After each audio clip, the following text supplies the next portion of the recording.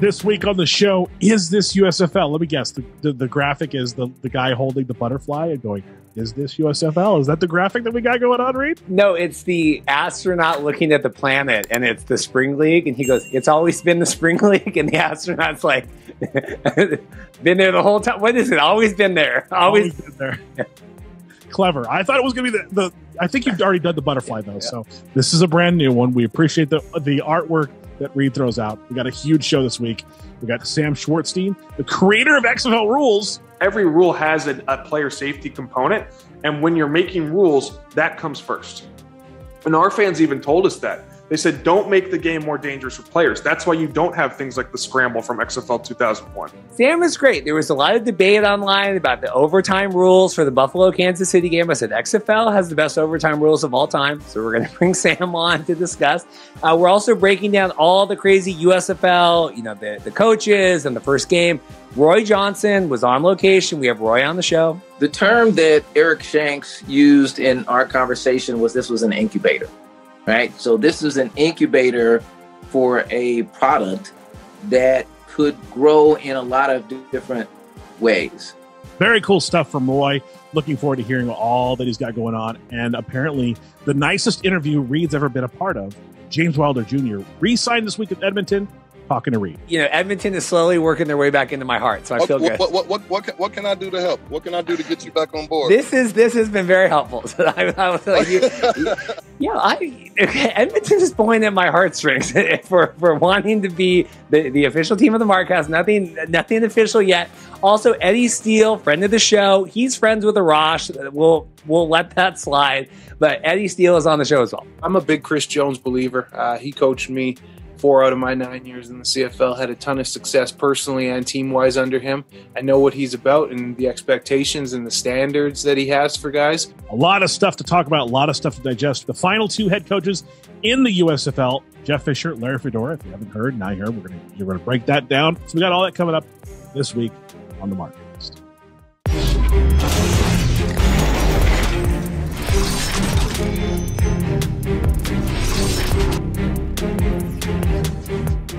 It's Friday morning. You're watching this either on YouTube or you're on your podcast player. Welcome to the Markcast, where you get all your alt football news, even though the CFL is not alt football here in America. Unfortunately, it is.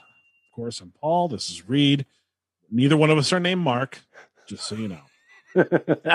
That's how we should start every show, just so you know. We do. Richard O for real has a voicemail coming up here for, and he's good now. Richard's got it. It's for the Markcast. This is kind of my big D energy episode. We're really going for it this week. We already had James Wilder set up, recently, just worked out timing wise, recently re-signed this week with Edmonton running back, all-star running back for them. Eddie Steele was already scheduled to come on as well. Edmonton Elks, former defensive tackle. He does all the analysis and stuff about CFL now. But then, we had the big USFL announcement. So Roy S. Johnson's going to come back on. Remember, he was the one that had all the TV network deals and all that stuff. And then Sam Schwartzstein, coming out of nowhere, was talking with him about XFL rules because of the whole, Kansas City, Buffalo, lots of, rule debates. Sam created the rule book. What do you think about getting the XFL rule creator on this week, Paul? Really cool. Really good get, all things considered. Especially, did you ask him, are you going to ask him about the technology that was patented that he came up with, or did that come up? No, so it's a pretty focused interview, right? It's pretty, Sam's got a lot of, stokes in the fire right now coming up. So it's pretty focused, but I think if you're into like really nerdy football rules and like how was that all developed and different alternatives for the NFL, it's a little different than the interviews we normally do, but I'll tell you, like Dorothy's head's going to be spinning, but if you're into like nerdy football talk, that's for you. Awesome. Like and subscribe to the show. Of course, share it out with your friends and family, anybody who would like it. We got a lot of big stuff coming up. We got players apparently from Calgary, the BC Lions, Winnipeg. I'm going to reach out, see, because the Argos follow me on Twitter. Reed's still pissed about that. I'm going to reach out and see if I can get anybody from Argos to show up and hang out. Maybe some MBT, some McLeod. Who knows? We'll see. Yeah, we're working all the phone lines right now. I'm telling you, like, big guests coming up. Big Winnipeg guests, big BC guests, lots of good stuff coming up. So yeah, we're making a stand here. So very cool stuff. I guess 4 years ago on this day, XFL 2020 was announced. Yeah, this is XFL. XFL 2020 week. I missed the day by like one day when I tweeted it. I was so mad, but big whip kind of viral on the Twitter was Vince McMahon in 2018 saying that we were going to focus on fan first football or whatever the hell he said. And he looked old then. He looks older now. I mean, I was surprised. He's going to die in that chair. And by that chair, I mean the WWE chairmanship. Like, he's going to die there, and Nick Khan's going to take it over, and who knows where they're going to sell it to. But moving on, we do have some alternative football coming up, and that's the USFL. And today they finally named their final two head coaches. One we speculated about being Jeff Fisher. He's going to coach the Michigan Panthers. And the New Orleans Breakers have hired Larry Fedora, the former head coach at the University of Southern Mississippi and UNC.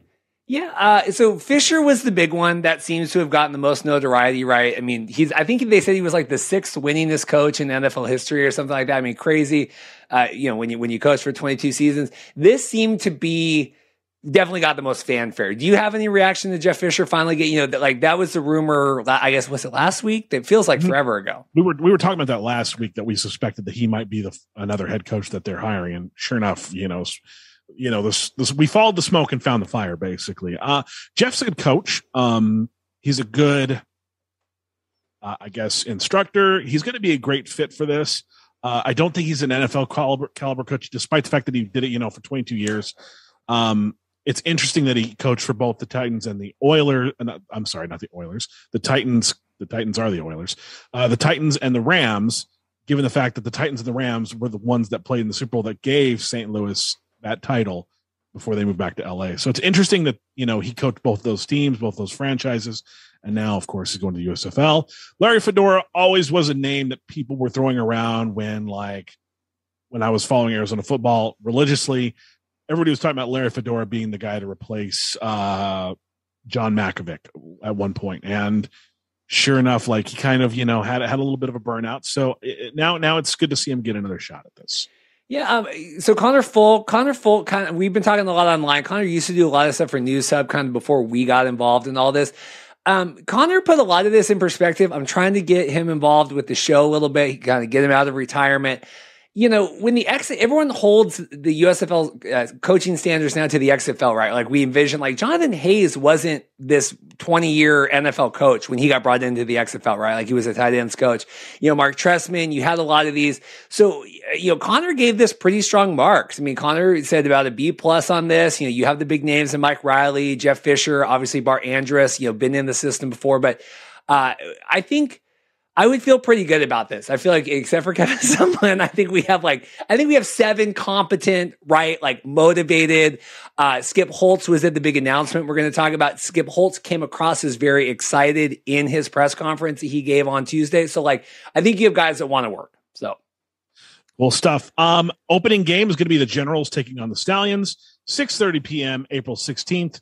Reed is planning on potentially being there. I'm not going to commit to it right now, but we'll have some more announcements coming up in the future. But Reed is starting to kind of figure things out to see, about setting up shop and doing a live show, doing all that fun stuff that us for. Grey Cup weekend, of course. And now Reed's looking into getting that all set to go. Tickets going to be $10, and children under 15, they're in for free. So it's going to be great. It's a great family atmosphere, clearly, down there in Birmingham for the opening game. The one critique was, so they came out and they said this is going to be the most fan-friendly. I didn't say this. Someone, they said this is going to be the most fan-friendly football. And someone tweeted, they go, yeah, but I got to fly into the game. It's $10 to take my family, but I got to fly. I was like, well, that's right. Yeah, listener Van found this on Monday. Listener, Van the Man, our number one fan, found this on Ticketmaster. We all tweeted it, and then 5 minutes later, it was taken down. So clearly, they weren't expecting it to be found yet. It's the kickoff weekend is Easter Saturday. Interesting. Easter, yeah. I mean, I'm not a man of the cloth anymore. I went to Catholic school, but I tell you, because they're talking about games, Saturday, Sunday games. Do you play games on Easter Sunday? I just can't imagine that. Yeah. I mean, I guess you're going to. I guess. We know, 6:30 on that. They're also going to simulcast it. This was all announced in that big Tuesday presser, Fox and NBC. This hasn't been done since Super Bowl I. So they're really trying to, the feedback I've gotten from this is they're really trying to pad the numbers because you have an X number of people that are just going to have it on Fox all the time. And then you have an X number of people that are going to have it on NBC. You just have your TVs on. Well, let's simulcast it. So we're base minimum, we're going to get 600,000 viewers on this. Do you like the simulcast idea? I do like the simulcast idea. There's a lot of sharing going on between NBC and Fox right now. It's very interesting. When it comes to wrestling and now there's a lot of synergy between these two competing networks when it comes to wrestling and now USFL. I like the idea of them simulcasting, and maybe they'll just have two different sets of commentators. One will do kind of like pro Stallions, the other will be pro Generals. Maybe, I don't know. I'm just going to throw some ideas out there. Let's see what sticks. Yeah, listener Zach was already actually asking me about that. Are the different networks going to have different? I said, well, you have to imagine that Fox is going to have their Fox broadcasters, right? Like maybe Kevin Kugler, right? They did the Spring League before. Maybe you have Kevin come back, and then obviously NBC has theirs. A couple quotes: Pete Beveka with NBC Sports. Having two broadcast networks combined starts something that's unique, but represents our commitment to we want spring football to succeed. Eric Shanks, he was at the Birmingham thing. This is the first game played in any new league. It's historic, and having USFL's inaugural game simulcast makes it even more so. It's rare when two competitors can come together. So they're really trying to play this up. This is monumental, earth shaking, whatever. Cool stuff.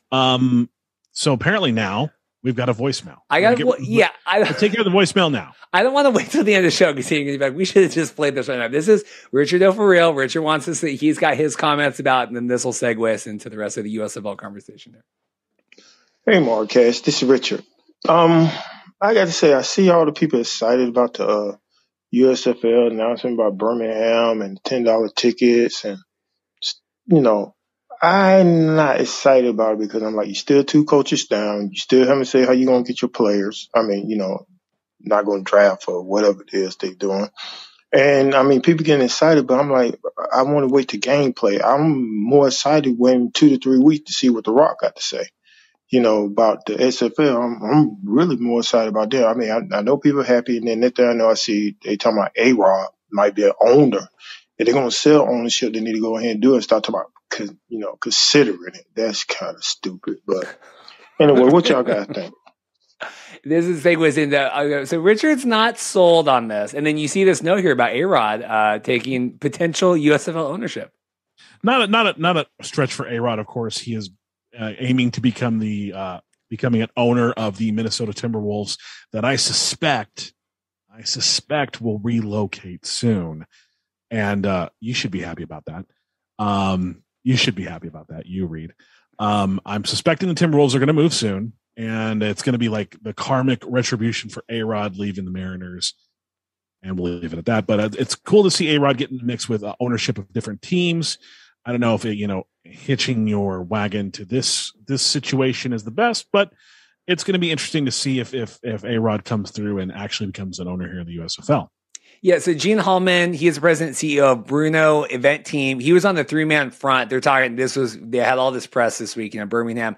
He was talking, and I talked with Roy about this, right? Roy's interview is coming up once we get done with this USFL stuff. They really want the USFL to be similar to an MLS ownership, right? And you can speak on that because I don't know any, but right, the idea is the central hub, but then how would MLS apply to the USFL?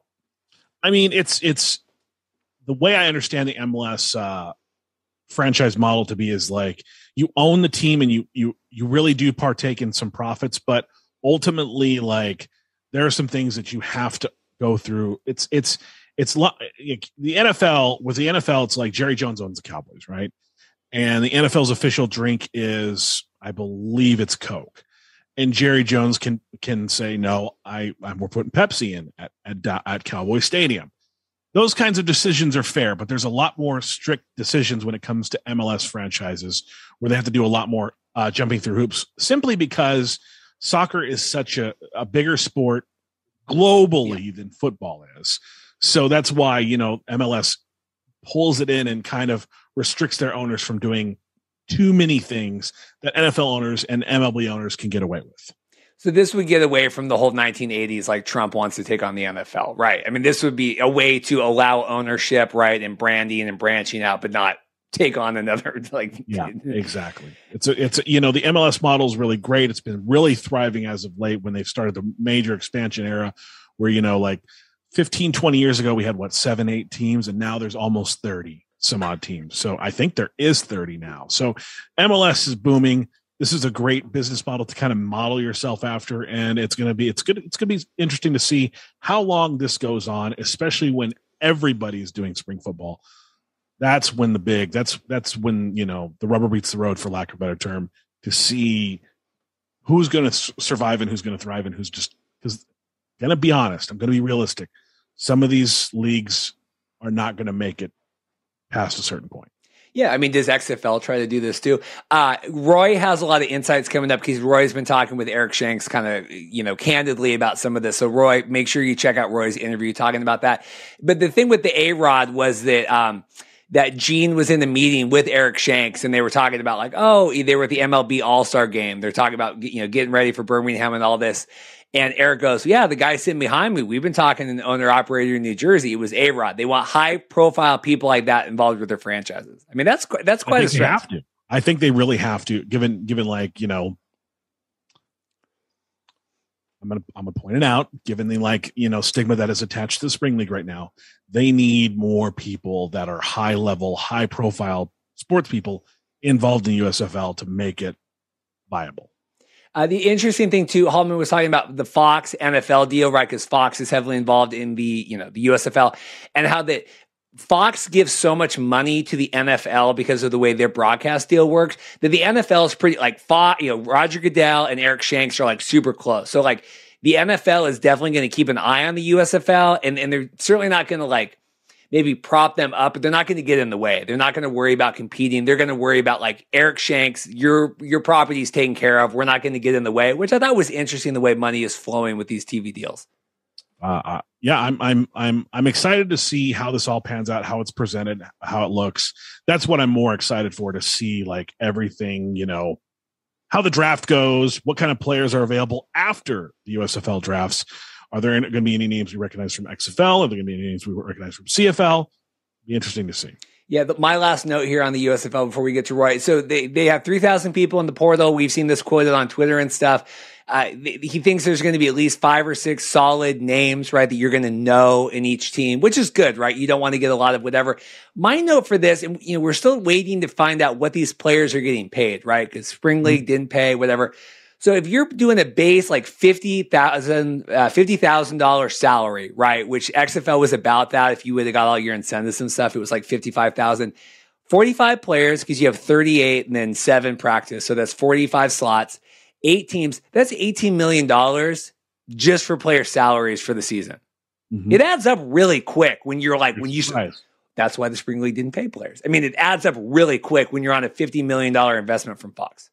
I mean, in a similar way, when I've budgeted movies before and I've looked at actor salaries, even the minimum, it starts to build up pretty quick. You're holy cow, my salaries for my actors are now in the 6-figure range. And it's okay, I got to move some money around and make this work. But yeah, it adds up really fast. And obviously NBC is paying for part of the broadcast. You're right. Fox has earmarked $50 million. NBC is paying some of that. We don't know what that is. So, it's 50 plus, but just, you're paying coaches, you're paying staff, you're paying players. They're not paying for the stadium, but 50 million is going to go pretty quick here. Awesome. Let's be looking forward to seeing, everything unfold. Of course, the player meeting, not a draft, a player meeting coming up soon. And then April 16th is the kickoff. So what we're going to do is we're going to take a break real quick, come back after our break. Reed's going to talk to Sam, Roy, James, and Eddie, like the 4 Musketeers. More CFL news to follow after the break. Just keep it tuned right here to the Markcast. Well, we have Roy S. Johnsson on here from AL.com. I'm telling you, I'm almost crazy enough. I almost did fly to this press conference thing. I mean, you should have come. It was a beautiful day. It was sunny. It was a little crisp, but even our friends from LA had a good time and thought it was a nice day to be in Birmingham. Well, so we had the big, finally, it's been going on for months now. We had the big official Birmingham USFL announcement. Overall thoughts before we get into anything specific. How was everything? It was a great moment, I believe, for the city, for the league. You had a spirit and air of excitement and cooperation, which can be unique for a city like Birmingham with so much historical distrust among entities. You had city council members, county commission members, you had state senators, you had state legislators or members of the House, and all in the room, all excited about this opportunity to be a platform for this new and unique sport. Clearly not sport, but clearly football is popular in the South. Birmingham always ranks among the top cities in terms of interest in football. So everybody's like, hey, this is kind of like the perfect marriage. Now, of course, we will see. Maybe yesterday, maybe Tuesday was the wedding. And we'll have the honeymoon up until April. And then, of course, it kicks off in April, and we'll see how this marriage endures. So we had the big, press release come out. This was coming.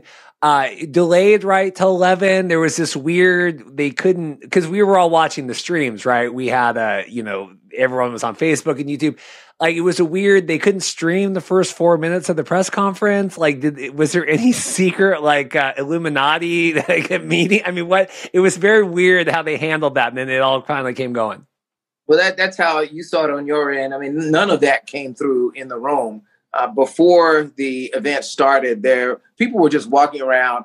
A lot of people were meeting each other for the first time. People had been on the phone. They'd been on Zoom for months. Some of them may have met at dinners. I had really never met anyone other than a couple of people associated with the venture, even though I was writing about it for the last 6 months. So in the room, you didn't get a sense of any delay. People were just milling about, having a good time, introducing themselves to each other, talking to each other, and just seemingly, again, excited about this opportunity.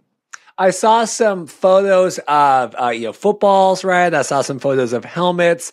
Any sort of remarkableness you saw from any of the accoutrements that were in the room? No, I mean, I've been to more than my share of press sports events in the last 40 plus years, so it's pretty hard to surprise me or over glitz me. So no, I mean, it was fine. I mean, there were footballs. The stadium was pristine. They had the USFL logo on the big screen in the background. Originally, they kind of wanted to do it outside, but with the weather, you never knew how it was going to work out. A big, beautiful LED screen behind the stage. So they had the step and repeats at a couple of different places where people could take photographs. So nothing out of the ordinary, about what you would expect of an event essentially grounded in not just one, but two major television networks. So given all that, it was pretty low key. But it was clear that this was a new game in town. The announcement that came out that they would be simul broadcasting, right? The first game. We don't know if there's any other games the first weekend. I mean, I have a refundable hotel and then the $10 tickets booked for this game. So we'll see. First off, I guess, are you surprised that no other games were announced for the first weekend? Not necessarily. I mean, it's not till April. So they wanted to give the Birmingham Stallions in Birmingham at least that stage for that day. I mean, you've got the New Jersey Generals, probably one of the most well-known teams out of the USFL, as well as the Birmingham Stallions. So I'm not surprised that a full schedule was not announced. I mean, from a marketing one-on-one, you want to roll things out, right? You don't want to blow it all on one day. So from a media standpoint, I mean, we want it all. We want it all right now. But from a marketing and rollout standpoint, it makes sense to release the schedule at a later date, which creates another wave of coverage. I mean, they have 80 days. So I would count there's probably more than 80 things they need to announce. So I understand. Would you be surprised to learn that our listeners had discovered the listing on Ticketmaster the day before, and then like 2 minutes after we tweeted that it was deleted off Ticketmaster? That is, I'm sure they thought there's no way in hell that anyone is going to find this Ticketmaster listing within the next 24 hours. And then lo and behold. Nothing surprises me. Of course, people who were passionate about it were going to find it. Most of those things are actually up before they're announced, just to give themselves some time to work out any glitches. So I'm not surprised that fervent USFL fans went and found the link and tried to buy tickets, because they had to have it up just to make sure that when they announced it, they didn't want that thing to crash. So it was probably up at least 24 hours before they announced it, just so they give themselves a chance to work out any kinks that were there. So talking about, now that we're on it, so the first game, how big of a deal is it to you that NBC and Fox Sports are both simul broadcasting this first game? I don't know. That was a good one. That was a special one. I've been around again for 4 decades in sports. I do not recall that happening. I mean, let's face it. Most networks are very competitive, right? Especially when it comes to sports. So you don't see a lot of cooperation among the major networks. Certainly, competing networks have some of the same sports, obviously NBA, NFL. So they will broadcast their own. They'll have their own package, their own portfolio of games. But I cannot recall ever seeing a sporting event, a major sports event, or any sports event simulcast on 2 major sports networks. So I don't know, unless I'm wrong. I mean, that's got to be pretty big and fairly ingenious. Hey, worth trying, right? This is a league that is going to try some things. There are going to be some rule things that they try. And as much as the NFL has been distant, and silent about whatever it feels about this, I think they'll be watching closely, and there's probably discussions about trying some things that ultimately may find their way to the NFL, some tweaks, some rule things that may occur. So I wouldn't be surprised if they go out of the box in a lot of different ways, because why not? I mean, this is spring football. Have some fun, push some extra buttons. Hey, that green button over there, what does that do? Let's push that one and see what happens. So it should be fun from a viewer's standpoint, just because there probably going to be a lot of bells and whistles and a bunch of other things that they throw out there for their broadcast to make it interesting. What was interesting to me is that you had a great article come out this week talking about, it was like the deal that almost didn't happen, right, with the USFL. A lot of people, city officials yesterday talking about, we really kind of had to be convinced to do this, or Fox was really patient, or we really, we almost blew it, kind of was the feeling that I got watching it. It's weird, though, because even when we were waiting for this Birmingham announcement, it wasn't like we heard, USFL is talking to Cleveland or USFL. So I'm like, it seemed like USFL was kind of all in on making this Birmingham thing happen. Like, I don't know if they had a backup plan had this not have all come about. Yeah, I asked that question many times, because there were rumblings, for instance, that they were talking to other cities. There were rumblings that they were looking at other venues, even in Alabama, whether it was in Mobile or Montgomery. But I was never able to verify any of those, so I never shed light on them, because at that point they were just rumors, as you know, until you're able to get some on the record validation. So I think you're right. You use the term all in. I would say 98.9% in, which is all but all in. They seemed convinced from the very beginning that Birmingham was the right place to do this. And they showed the patience of Job in allowing Birmingham to work itself through its own misgivings, its own lack of trust of a spring football product after being burned 7 times before. This is the 8th time someone's trying to bring spring football here. So Fox Sports seemed to be understanding that this was new and unique for the city in a space where they had been burned before. And you're right. They just kind of held on and allowed the city to work itself through its own machinations to get to the point where everyone is seemingly excited and persuaded that, hey, this is the right thing to do and it's the right place to do it. Because it's hard. I memean, the average age, right, of the people on the stage yesterday speaking was more older, right? The mayor is very sharp dressed, right? That was one of my takeaways, was how sharp dressed the mayor was. But for the most part, it is a lot of more older people that you're trying to like you said, that have been burned before. Like, okay, no, wait, what is this? Okay, what are we doing here? Are you surprised that this all worked out? Again, it is hard to surprise me. I wouldn't have been surprised if it had fallen apart because other opportunities have been lost here because of the city's inability to get out of its own way, for city leaders to not be able to put their differences aside, their misgivings aside, to make it happen. The most obvious one was, at least I believe it was 2018, when Major League Baseball proposed putting a major academy here, its youth academy here. And it only has a handful, I believe it's 6 or 7 in the country. And because certain residents objected to it and a specific city council member objected to it, ultimately it fell apart. It was a huge opportunity that I thought the city would never recover from. They may never see Major League Baseball come anywhere near Birmingham again because of its experience trying to bring something positive to the city. So here we are 4 years later, and the city gets through that, works its way through any early trepidation and finds a way to make the deal happen. So that's progress. 4 years ago, this probably would not have happened, but here we are in 2022, and it came together. When they announced the first game, tickets $10, right? Really, I mean, it's like free. I mean, right? Let's be honest here. You know, it's $10 a ticket. Kids under 15 get in free. Are there? Because the fear was we're broadcasting these games on TV, right? We really only need the audience to make it look like a football game, right? I mean, we're not make or break on ticket sales, but obviously they want to get some money, some concessions. Is there enough people in Birmingham you think are going to fill that stadium 2-3 times a weekend for $10? Well, I don't know if they have to fill it. I mean, filling is a pretty big ask. But that's 45,000 people. So I would emphatically say no.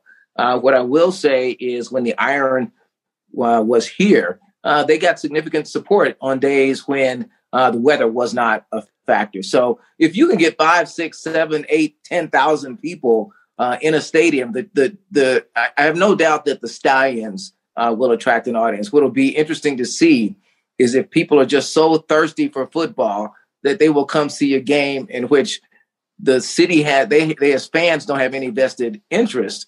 But maybe there's some players there that they wanted to see. Maybe it's a relative or something. They just like football so much. They don't care what the uniform color is, what the logo is. They just want to go see it. But also, there is a thirst here for just going out and enjoying the day. We have the Birmingham Barons here, which is a AA baseball team. And so for those games, you'll get 6, 7, 8,000 people who just want to be outside, enjoy the day, drink some beer, have an outing with their family. A lot of young families here who have embraced even the Birmingham Squadron, which is the G League team. One step, you had guys who were like half a stutter step away from the NBA, and it's really good basketball. I've gone to a game. So I've had more people in surrounding suburbs come up to me and talk about the Squadron just because they're basketball fans and their kids play basketball. So I think the combination of being a football crazy place, also a place where in the spring, it's a spring. Everybody wants to be outside. The stadium is brand new. It was like a new car. Everybody wants to ride. So $10, your parking downtown is a little crazy, but you can overcome that. It would be a nice day to be outside. And so you got all those factors working in their favor, and we'll just see what happens. A lot's was made during the press conference. Birmingham's the host for the USFL this season. We are the home, we're the central hub, all that. And we've talked before, and right, the goal to move everything out. I'm already seeing, rumors of like MLS type ownership and people taking, moving these teams and stuff. I mean, have you heard any of that, or what do you make of okay, we do this season, but then really this is just a beta season, right? I mean, it's really, how do we move it to the next step?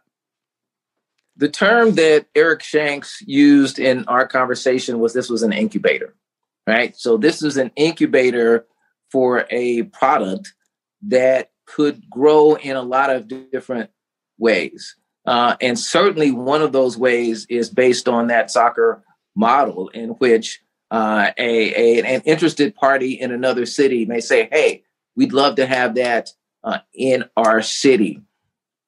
What may happen is a number of things. For a year or for next season, they may not even have to move that team to the city full time. It may give them time to work on stadium agreements, work on sales and things like that, and still have the team be in Birmingham and maybe play just a couple of games, 3 or 4 games in the new city the following year. And so the key for this is like, everybody relax. My understanding is that no decisions have been made about growth, about strategy, and that the incubation model allows league owners to, which is Fox Sports for the most part, to make decisions based on information that they have at the time, information they may not have now. And a franchise could move. It may not move. It could still be in Birmingham next year and yet have a partner in Chattanooga, for instance, and maybe play 2 or 3 games there to test out, but still be here. So a lot of different things can happen. I would tell people, to avoid speculation, because I guarantee you no decisions have been made regarding how they're going to evolve the league. They're going to play wait and see, get through the first season, and then see what transpires. Because the idea that I guess here's my question. So everything's been set for this year, right? I mean, how long the agreement goes through. So would the fear be, now we got to renegotiate this whole protective stadium and all this stuff next year? I mean, right? Because this is only set. It's a 3-year commitment. Okay. That's my understanding, that Fox is committed $150 million. I've written that several times, over 3 years. Okay. So I believe everyone is really looking at this as a 3-year commitment. Could things blow up? Absolutely. I mean, anything can happen. But at least it seems right now that this is a 3-year incubation process. So I didn't get any sense that Fox, NBC, all the interested parties are all committed to the 3-year process, because they've been trying to figure out a way to create a spring football product. And they believe they found a formula, not just in the incubation model, but also in the time period, right? They want to start right after the Masters.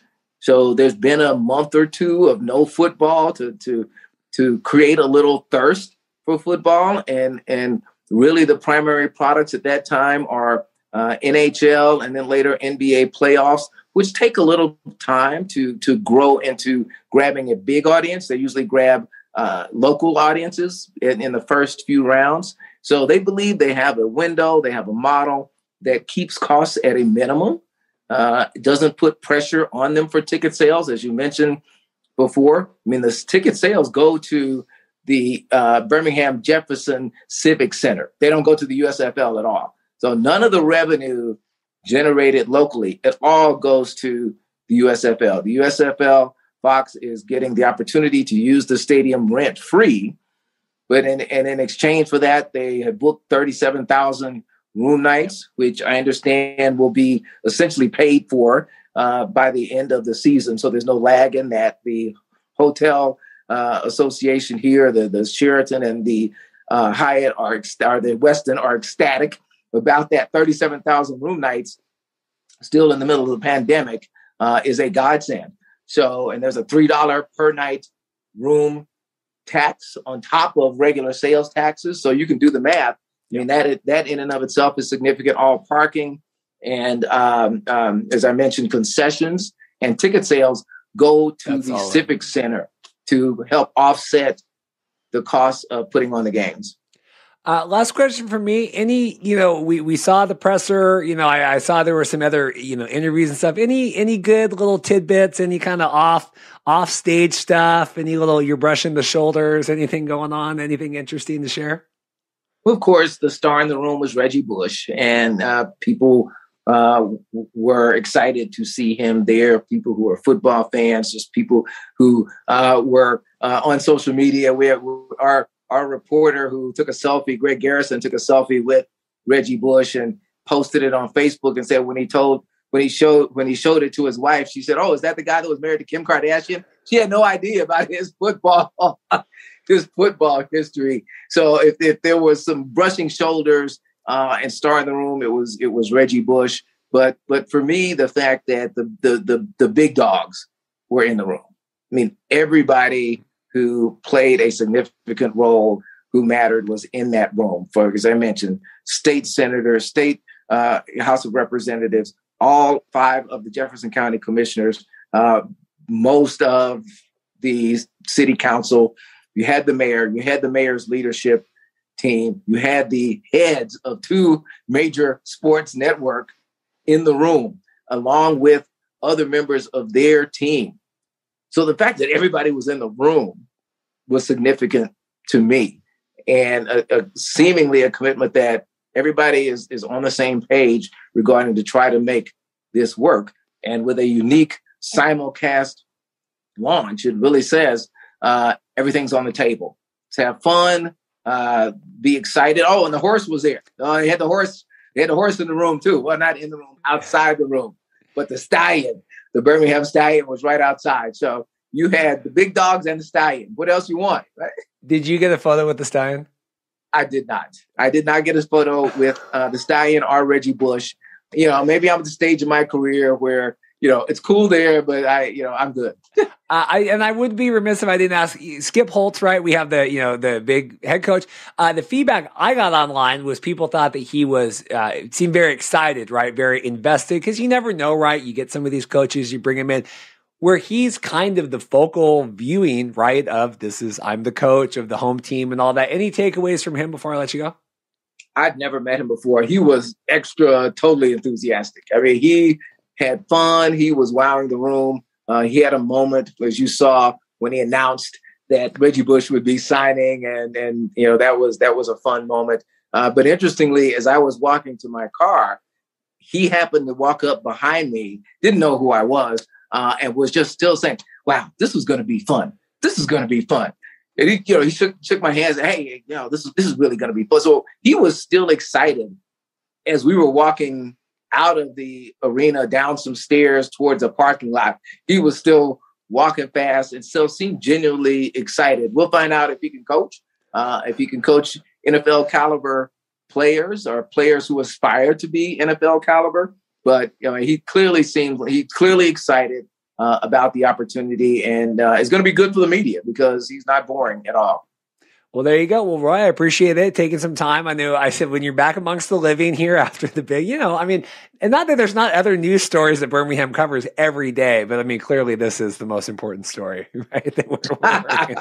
Absolutely. Forget teacher strikes and COVID and all that stuff. Yeah, right. we got USFL. Anyway, Roy, I appreciate your time. Okay. All right. Bye-bye. Thank you. Well, this is exciting. There's been a lot of talks about, NFL rules and overtimes and everything else. And I said, well, let's bring in the godfather himself of the XFL rulebook, Sam Schwartzstein. How are you doing today? Awesome. Thanks so much for having me on. Well, this is good. We missed the whole XFL before, all the involvement of that. We were the dummies that started podcasting after the Rourke got involved. So, this is the first time we're ever talking. It's really great to connect. What's going on in your world besides this? And I want to dive into some of your thoughts about all this officiating and rule stuff. Yeah. So, again, thanks for having me on. I love the passionate fans, even the guys you were post my time with the XFL. I think that anybody kind of supporting the spring football world is awesome. You're passionate, the most passionate football fans I know. I helped consult the XFL during the sales process. And then after that, I worked at a company called Gridiron Football, which was a youth sports company, non-contact flag football company. And then I've continued consulting now for the past about 6 months with leagues, teams, and networks on how to innovate in sports.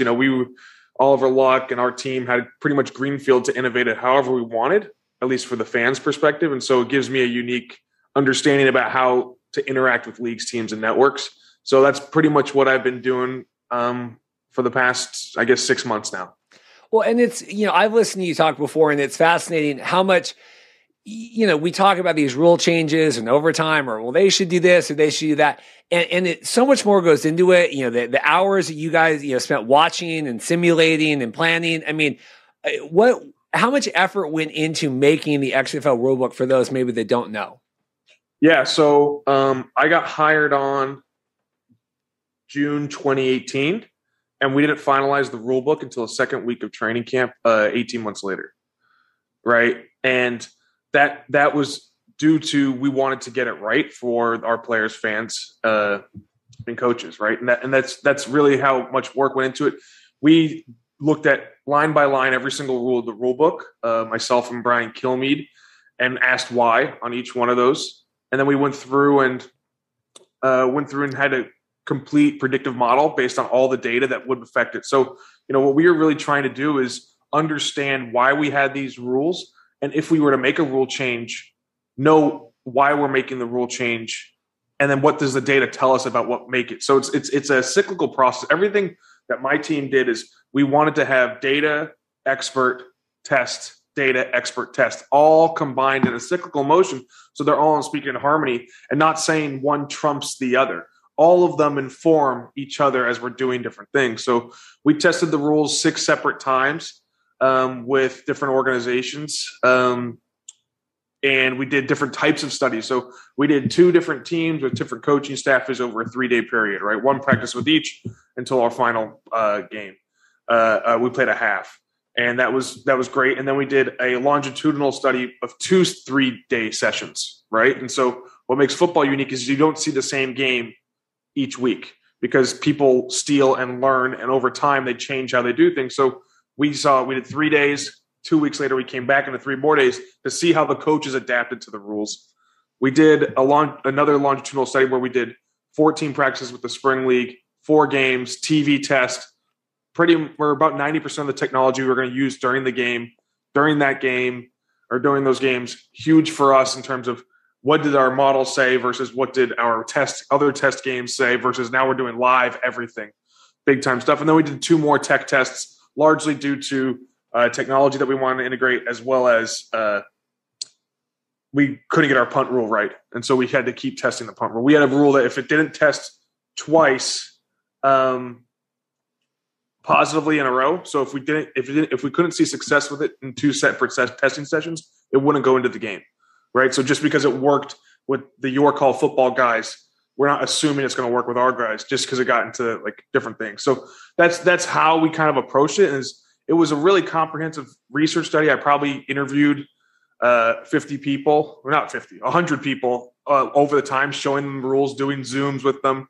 And it was funny because after one of our all hands right before training camp, I got pulled into the PR person's office. He goes, "You mentioned you talked to a reporter about a data journalist about the rules. Like, how many have you talked to?" I was like, "Probably 100." And they were like, "Wait, we're not supposed to do that." I was like, "Oh no, I don't care what the rules are. We have to actually get this out there. People have to see this. I can't just assume our room's going to solve this problem." Well, and that's the point is, like we watched this game right on Sunday, we watched Bills Chiefs. It'd be, they need to change the overtime, or they need to change, it's this knee jerk reaction. And what my point is, thousands of hours are going in that you guys are pouring. It's not as simple as just, they need to play the whole final OT or whatever. So, I mean, what did you think, watching, I know we talked before we recorded, thoughts about the Cowboys 49ers game, right? And then obviously thoughts about the Bills Chiefs. So where do you want to start kind of with your weekend thoughts? Yeah, I just, knee-jerk reaction in the Twitterification of viewing sports is a lot of people solve for the symptom and not the disease, right? We have arguments over different things we can do with overtime, and you don't want to just solve, okay, we saw something bad, now we have to fix it, right? You really want to sit back and digest it, don't want to spend knee-jerk. The big knee-jerk reaction we saw was OPI and DPI being reviewed 2 or 3 years ago now, right? We saw the Saints lose the NFC Championship game because of that play, so now we're going to add OPI, DPI review into it. Well, no, now you should review every penalty, because why this specific penalty? And then they're not consistent enough. They don't want to overturn it because now they're going to have to open Pandora's box. So what did we do? We took time, realized their shortcomings, and said, what really happened in the Saints-Rams game? And it was that there was a penalty within the last 5 minutes that the Saints could never recover from. It handed the game. Over time, you're going to play 17 games a year now in the regular season. You're going to have calls go your way and the other way. Likely over time, it's going to be 50-50 on the bad calls for you. Some teams, some fan bases think more, others than not, but most over time it will. But in that moment of the game, in the last 5 minutes, in a very clear sellout DPI, you could not solve for it. The Saints had no recovery. Where they could have in the first quarter, yeah, it's a bad call, but they can recover from it. So that's why we did it last 5 minutes. Don't solve, okay, this is what we saw. Dive deep. Look at first order, second order, and third order effects. So when you look at overtime, what fans don't see is they don't see warm-ups by the players, right? They don't see that Travis Kelce probably got to the game 3 hours early to do warm-ups and the amount of wear and tear on his body. They just did 12 plays in the last 2 minutes of the game. What we don't want as an organization, whether it's the NFL or XFL 2.0, is the players to get hurt, player safety. Fans don't realize 95% of the rules are about player safety. You can't jump off sides, not because it's an unfair advantage, because you could hurt the quarterback if you're past the lineman at the step. So every rule has a player safety component. And when you're making rules, that comes first. And our fans even told us that. They said, don't make the game more dangerous for players. That's why you don't have things like the scramble from XFL 2001, right? You don't have those things because you can't make the game more unsafe for players. There's legal reasons for that and other things. That's why we have this overtime that wants to get done quickly, right? The NFL has. That's why we have the option to get out after one series. I don't agree with fans saying, well, you could have got a stop. No, the coin toss has shown that it's 10-1, the team who gets the ball first in the playoffs. You know why? Because good offenses go to the playoffs. So good offenses can score. And we also saw in the last 2 minutes, they were scoring in 13 seconds. So it is a problem. That's why we went with our minigame format. Do I like minigames? No, this isn't Mario Party. This is football. But we went with the minigame 2-point conversion shootout from the 5-yard line instead of the 2-yard line because we thought that would give both offenses the right to be able to go. Now you have player safety issues with college overtime. Everyone says, let's do college overtime. Fairness issue, it's 62% win rate if you go first or second on offense, right? Because of gained information. And then also player safety. The 7 overtimes that they had between LSU and Texas A&M makes it so it's unsafe for players. Those games are already 3.5 hours because of the band. Now you're going to ask the players to be on the field with shoulder pads, and they have school. These aren't professional athletes. So you can't do all the things that fans would want because it's not a video game. And so when you go to a straight minigame format that we had, it gives the opportunity. We got every round out in under a minute. So we had 5 rounds. If it was tied after 5 rounds, we did 1 round. So you're adding a minute per and only a play per, right? So that way we're not having player safety issues. You don't think you'll get to 10. We saw college football get to 10 overtimes this past year. 2 bad offenses, but we would likely not get to that. But at the end of the day, in a shootout format, it only get to 10 plays, right? And so as a league, you have to balance player safety. You can't just say fans want to see more. You're seeing guys drop like flies, and you might not see the injury in that game. So I can't say, hey, there's all these overtime injuries. You'll find the injuries next week. You'll find the injuries weeks after because guys have the wear and tear on their body when they're at their lowest performing. Well, I was watching a lot of, like Good Morning Football and stuff this week, and they're talking about, oh yeah, we'll just play the whole quarter, right? Play the 10, and Chris Carter's on there and he's saying, there's not one game ever in my life at the end of 4 quarters. So I was like, yeah, let's go back out there and play another 10 minutes. Even if it is, 5 minutes extended on that, it's hard. It's hard to balance that fairness and also take into account the safety, like you said. 100%. And we train for 60 minutes, right? That extra time is extra time, but you train around a 60-minute area. You have that feeling for it. And as a player, you don't want to just keep going out there and get pounded on. I think that, and what's really interesting is I saw people making the argument, well, you're not guaranteed for both teams to ever get the ball in football. But you are, because one team gets it at the start of the game and one team gets it at half. And then when you go to the NFL's rule book, they are restarting the game, is what they say. I don't know if you noticed that, but in overtime and playoffs, they continue playing more quarters after, if they're tied after one 15-minute period. So if they say we're restarting the game, when you restart the game, both teams get the ball. So that's the thing that just doesn't make sense. We had a thought of Coach Harbaugh, Jim Harbaugh, my college coach. He had the thought of, what if you just never had a quarter end, right? Because it's interesting. Fans don't realize this, but you have a half start. You have 2 half starts. You have 2 half ends, and you have and then you have 2 quarter ends, right? You change how you operate at half ends and quarter ends. Quarter ends, you continue playing, but you flip the field. Mm-hmm. You riverside the field. So we thought, what if it's just a quarter end on the fourth quarter and not a half end? And you just continued playing from that point. We have a stoppage, normal TV timeout, and flip the field and go. It ended up ruining a lot of end game scenarios because you now had no pressure in the 2-minute drill if it was a tie game, because we want to see that high intensity. Now, if there's 30 seconds left and it's tied and you're on your own 30, there really is no 2-minute drill. It's just about scoring. So you lose that frenetic nature of the end game. But that, to me, is the fairest way. You do sudden death from and do a quarter change. It's just a little bit different, but you lose some of the stuff that fans want, right? Well, you lose that 13-second drive down with the Chiefs. If they know, if we get to the 50, we're just going to end the quarter and then we'll come back. Yeah, you totally lose. You lose what people liked about the last 3 minutes of that game on Sunday. Right, and that's where you have to kind of balance it and research it. And what we did differently than other startup football leagues is we didn't say things and expect them to work, right? Other startup football leagues had a 30-second play clock that worked the same way as the NFL's 40-second play clock. Well, they didn't ask themselves, how long does it take an NFL team to get the ball snapped? It takes 31 seconds. So your average play is going to go over, if you have NFL coaches and NFL play calling strategy, your average play in your startup football league is going to be a delay game. That's why our play clock was 25 seconds start on ball spot with a designated ball spotter that always spotted the ball at 7 seconds outside the 2-minute warning, 4 seconds inside the 2-minute warning. Why? Because I wanted 32 seconds to be my clock because I had NFL pro-style play callers. That's the different math and the different research that we did versus other teams.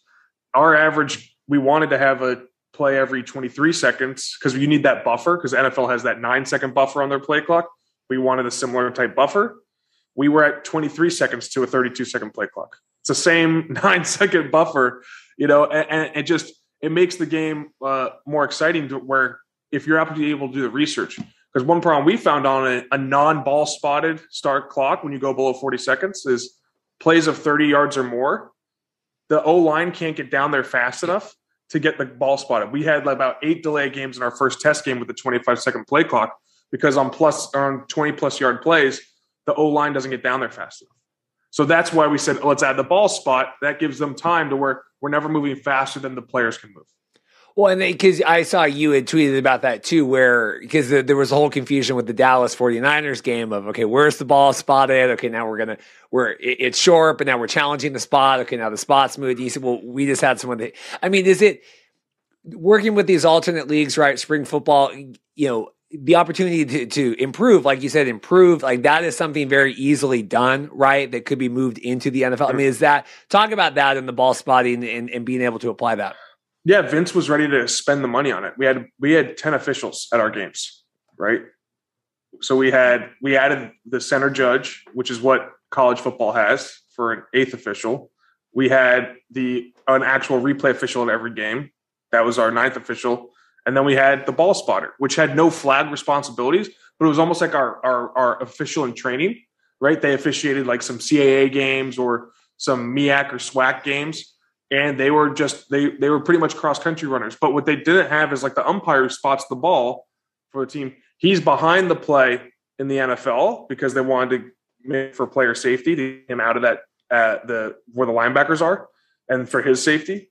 And so now he's behind the play and he's watching for penalties, and then he runs up to spot the ball. Versus our person doesn't have to watch for penalties. They can follow the play the entire time. And so they can run up and spot the ball. They can see that they're running the draw. A thing that we were going to do that would have been great is, how fans could hear the play calls? I was going to have the officials hear the play calls.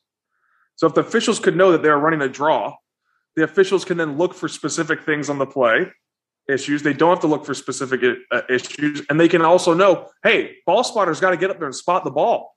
This is not your traditional play with 14 seconds left. The official's job, in my opinion, is to make sure the game runs safe first and runs smooth second. And that's why you call certain penalties so you don't see issues, right? When we weren't calling people for fighting, what do we see? More fighting, right? And so we had to start flagging more. Now, just like the NFL, if they have a ball spotter that can know the play is coming and they can now adjust for it and get down there faster, we also had the stoppage. We stopped the ball after every play, or stopped the clock after every play inside the 2-minute warning. Full stop for out of bounds and incompletes, but also if a ball ended in the field of play, 5 seconds would run off the clock after ball spot. So 12 seconds. How did I get to 12 seconds? Well, average play time to get a play going is 12 seconds in 2-minute warning. It all ties together. So we would run those simulations. We'd run practice games to try and get down to those situations so where we could see more football. I don't think anyone other than 49ers fans want to see the Cowboys not get a chance because there was no guarantee. They still had to go score. Yes, that was. We would have liked to see one more play. I guess we don't want to see the game go on technicality because the center and Dak Prescott didn't know how to operate that one end game mechanic correctly. Well, I was pretty happy. I'm sure there's a lot of anti-Cowboys fans very happy. Yeah, no, at this point in the interview, I'm sure my wife's listening. Her head is going crazy with all these numbers. But it's fascinating, right? I mean, it's kind of one of those things, if you know, you know. But what you're saying is an innovation like the ball spotter in the XFL gets away from that end game situation with the ref running down the field, trying to fight his way, through the center, through Dak, get the ball spotted. We have that already taken care of. These are little things that are. Is that a money thing that the NFL? I mean, is that why they don't have? No, I mean it could be any sorts of things. Why would you ever have an official without flag responsibility? No one's done that before, right? We had them not watching it. It was just an innovation that you need to have a lean method to be able to do it, right? Like we were a startup league. We didn't have any specifics on what an official had to be or what they needed to be. And so we were able to think of something, right? Dean Blandino, who's probably the best guy in football I know, the smartest football guy, we hadn't thought of that, right? The umpire already does it. But we were so meticulous on our play clock that we had to have it, right? Getting the same amount of NFL plays as the NFL in 2 hours and 45 minutes was very important to us. And that meant play clock. I'll never forget my first day I got a job. I thought, reimagine the game. There's going to be a bunch of cool stuff. Oh, we're talking to Amazon and Netflix. Oh, I'm not going to have commercials. I knock out 45 minutes of commercial load, and I get from the 3 hour and 15-minute game to 2.5 hours that Vince wanted at the start. Oh, that's super easy. I don't have to change any play clock rules. We can do everything the same. And then all of a sudden it's like, no, ESPN and Fox are in. They want commercials, and now I have to create a predictive model. Like that was like, oh crap, like we have to get there. And why do you want play count? You want to have the same 156 plays as the NFL because your only chance to predict scoring, because fans wanted the similar scoring, is to have a play. It sounds redundant, but the only chance you can score is during a play. Right? So you need to maximize the number of plays you have. There's other things you can do on the officiating side that we've seen the NFL do, from calling more DPIs and less offensive holdings. That can manipulate the scoring as well. But if you don't want to manipulate the officials, you need to have high play counts to manufacture the normal scoring. So that was like a big issue that we had to try and tackle. It's fascinating to me. So what would you do then? Do you think that shootout OT? I mean, do we think that is the solution? I mean, what would you, if you had control? I like that. I had time constraints as well, right? So when you talk to the guys who signed the contracts, they're saying if you're not out in 3 hours, we're changing the channel, right? If whatever we have following you, we're changing the channel or changing it to the Heidi game, right? That Oliver used to always reference. So I don't know. The NFL has that. NFL is the biggest juggernaut, so I don't know. So they might not have to do a shootout. What you do need to solve for is you need to make sure there's no kicking game. And here's the problem with kicking game in overtime is the team that if you do like a everyone gets a shot type of game plan, the team that goes second has so much more advantage because they have information gained, right? And what I mean by that is if the first team in college overtime kicks a field goal, the team that's second, their first fourth down, or if they score a touchdown, the first fourth down, they don't have to go for a field goal. They know they have to go for it. So they get an extra down, right? Versus if it was flipped, you'd have to kick the field goal on your first fourth down if you go first. So you never have the shot to go score a touchdown. So if you do it the same way, like in overtime in the NFL, your fourth down is so much more valuable when you go second than when you go first. So you don't want to add two different scoring mechanisms, right? So touchdowns, 2-point conversions, whatever you want to call it. You need to do end zone tries to be able to make it an equal thing so that the team going first and second doesn't matter. I've seen one thrown out that I kind of like. That's 1st and 10 from the 10 series, alternating series like that with no kicks so that you have to go for it. And then you can only go for 2, again, because no kicks. That adds an element that I'm a little unsure about how many plays you're adding to the game, right? It doesn't matter who goes first or second. You don't need a coin toss. We didn't have a coin toss at the start of the game or the end game. We just had the home team get the ball, right, and go second in both in the halves and in overtime. That's just a cheeky thing to get rid of choice, right? And so I think that one's interesting. What I don't like is spot and choose. That seems to be a really in vogue one where the team who wins the coin toss or the home team, they get to choose the spot where the overtime starts, and the other team gets to choose whether they go with the ball or not. In my opinion, you're going to end up always choosing around the 25, 26-yard line if you're the team that has to go first to choose on the spot, because that's the place where it's 50-50 chance. Or else if you back yourself up, then you're giving yourself a negative chance because then the other team gets to choose whether you go or not. Like, I don't know. I think that end game, it's such a rudimentary thing that we wouldn't have a solid solution, or it would just end up becoming like the same thing we have right now, right? And also it's something, a new mechanic that I don't think is that interesting to fans, right? The spot and choose. They love innovation and strategy, but really that's not something that's happened in the game before. When we did our overtime or our kickoff, the only reason why we got rid of the surprise onside was because you elect to go for 1 and 2, and that changes the rules in NFL overtime already, extra points. So that's why we were comfortable doing an election, kicking deeper, onside kicking for our kickoff, right? Because there was already an election mechanic in football. I think a spot and choose mechanic is a brand new thing that I think would take some time to get over. And also you're still having sudden death and a team might not get it, but you had the agency to choose the spot of the field. I don't know if that's exciting to me. Yeah, I think it was the Spring League this last in May. I think because they did that spot and choose. I think it was like Hal Mummy and Jerry Glanville trying to spot, and them trying to explain it, and them trying to. I mean, and you're watching, and you're like, I watched every game of this, this season, and I don't know what's happening right now. I can't imagine what the casual. I was like, what's my wife thinking watching this? I don't understand what's happening right now.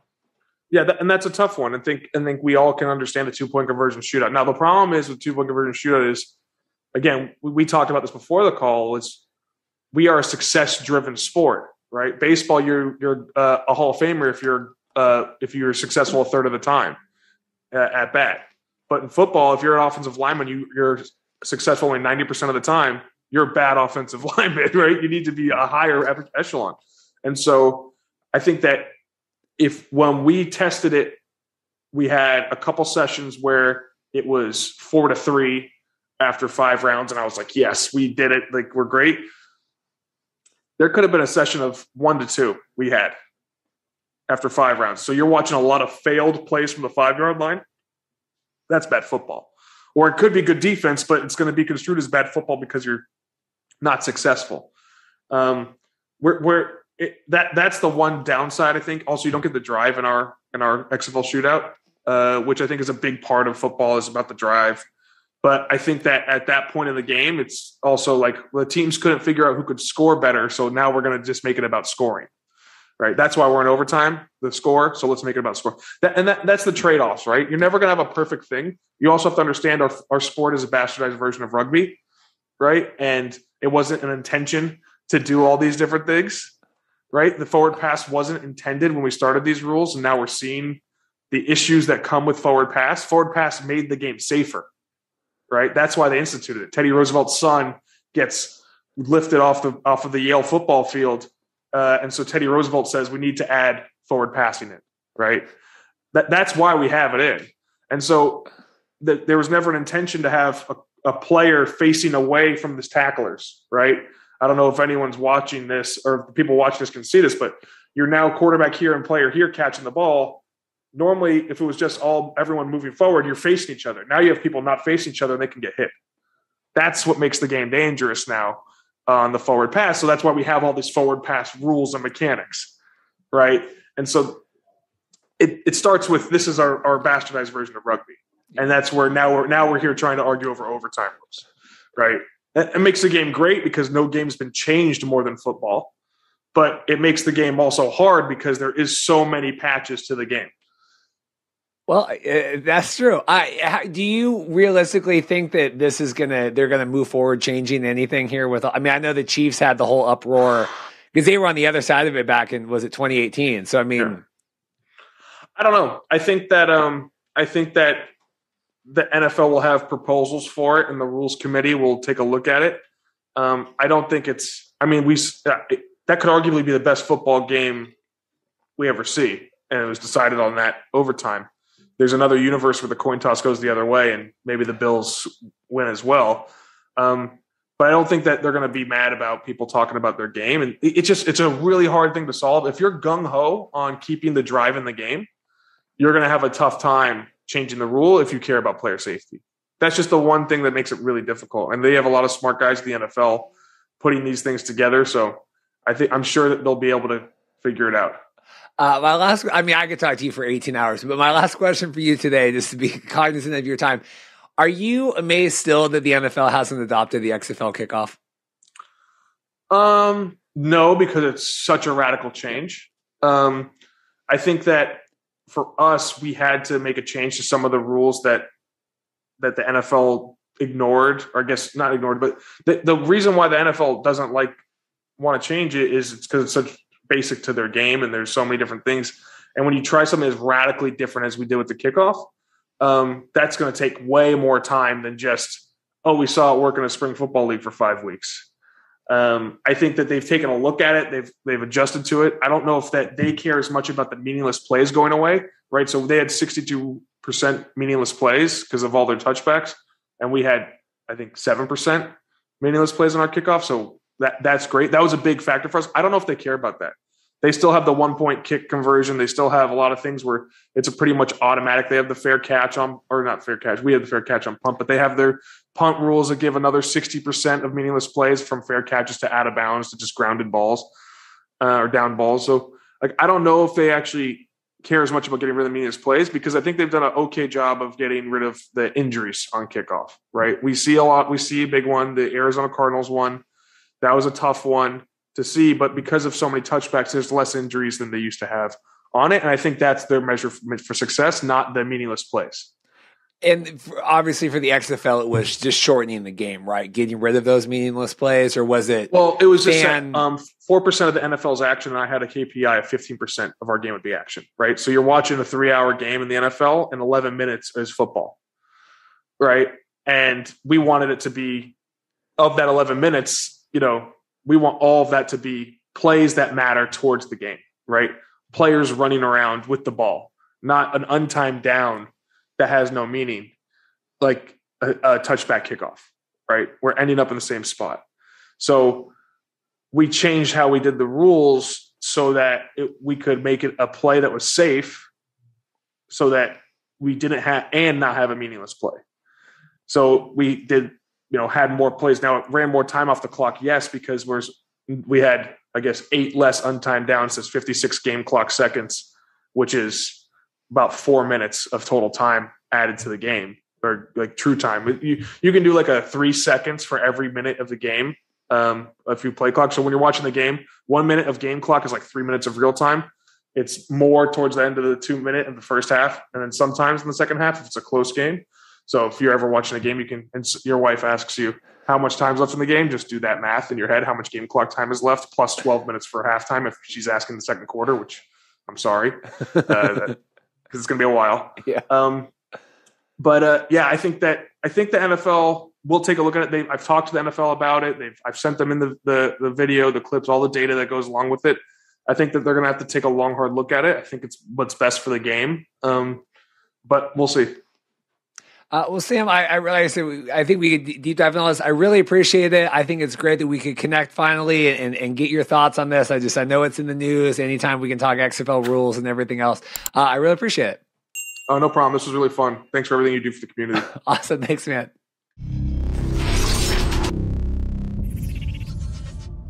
Well, I have dusted off my Edmonton football team hat today. We are getting wilder. We have James Wild Jr. on. How are you doing? What's up, baby? How you doing? I'm doing well, man. I'm down in Florida, so I'm enjoying the weather. It's we're in the 60s today, but I'll take it. It beats what I checked out in Edmonton, around 30 right now. So. Well, this is exciting. So, we were talking, you just re-signed, as a BC Lions fan, I'm not really happy that you re-signed with Edmonton. But congratulations. What went into what was it like to re-sign and what went into that process? Man, to be honest with you, man, I'd never been a free agent before. And it was a little scary. I was a little nervous, but I was going to test it out. Edmonton, they didn't have anything in place at the time. And, with the GM and head coach position open, I had an idea that there might be a chance that they might go get Chris Jones, I'm sorry. And that's the type of guy that, everybody in the league wants to play for. I mean, he's respected around the league. I mean, you see the guys that's already, coming back and signing. I mean, that's what it was. And then he flew down to Tampa to come see me. I never had a GM actually come face to face. It's usually all over phone, over Zoom. So I'm like, hey, this is real, man. And he shot me the goals that he wants to happen. I was a big piece of the goals, and it all made sense for me. So I'll be there early, man, and I'm ready to go. I'm like, man, is it June yet? And we're still in January, so this is going to be a hard 6 months.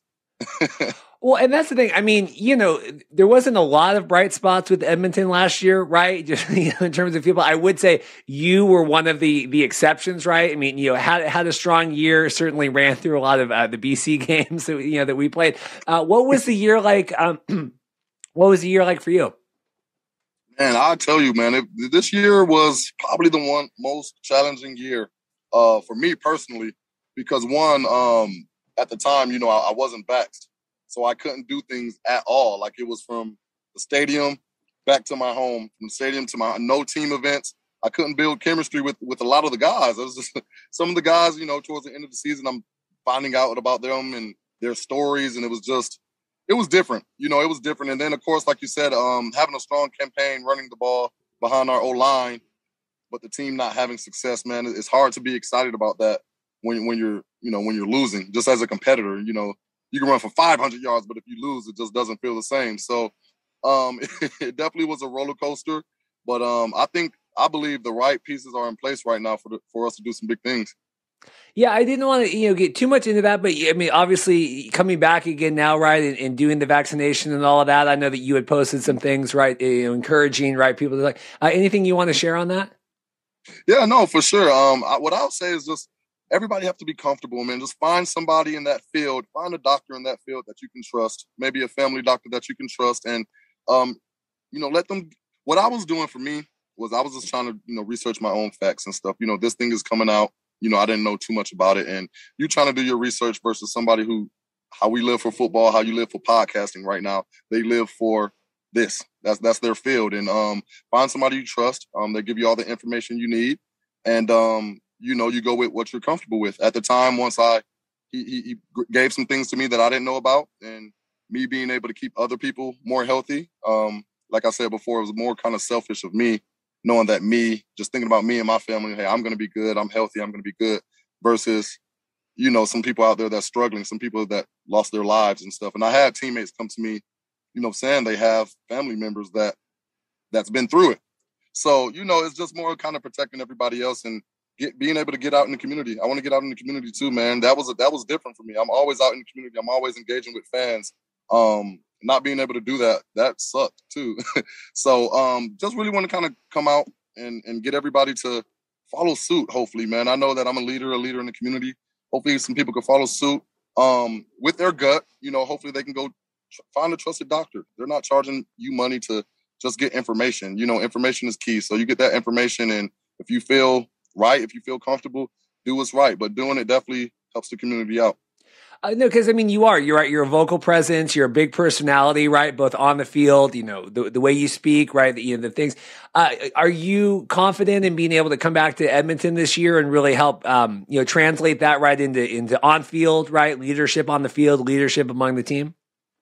Oh yeah, no, for sure, because I think our team. I mean, it's going to be a lot of different faces and stuff like that, but I think our team was the number one team, or we had the highest players that wasn't vaxxed. I think we had the most players not vaxxed on our team.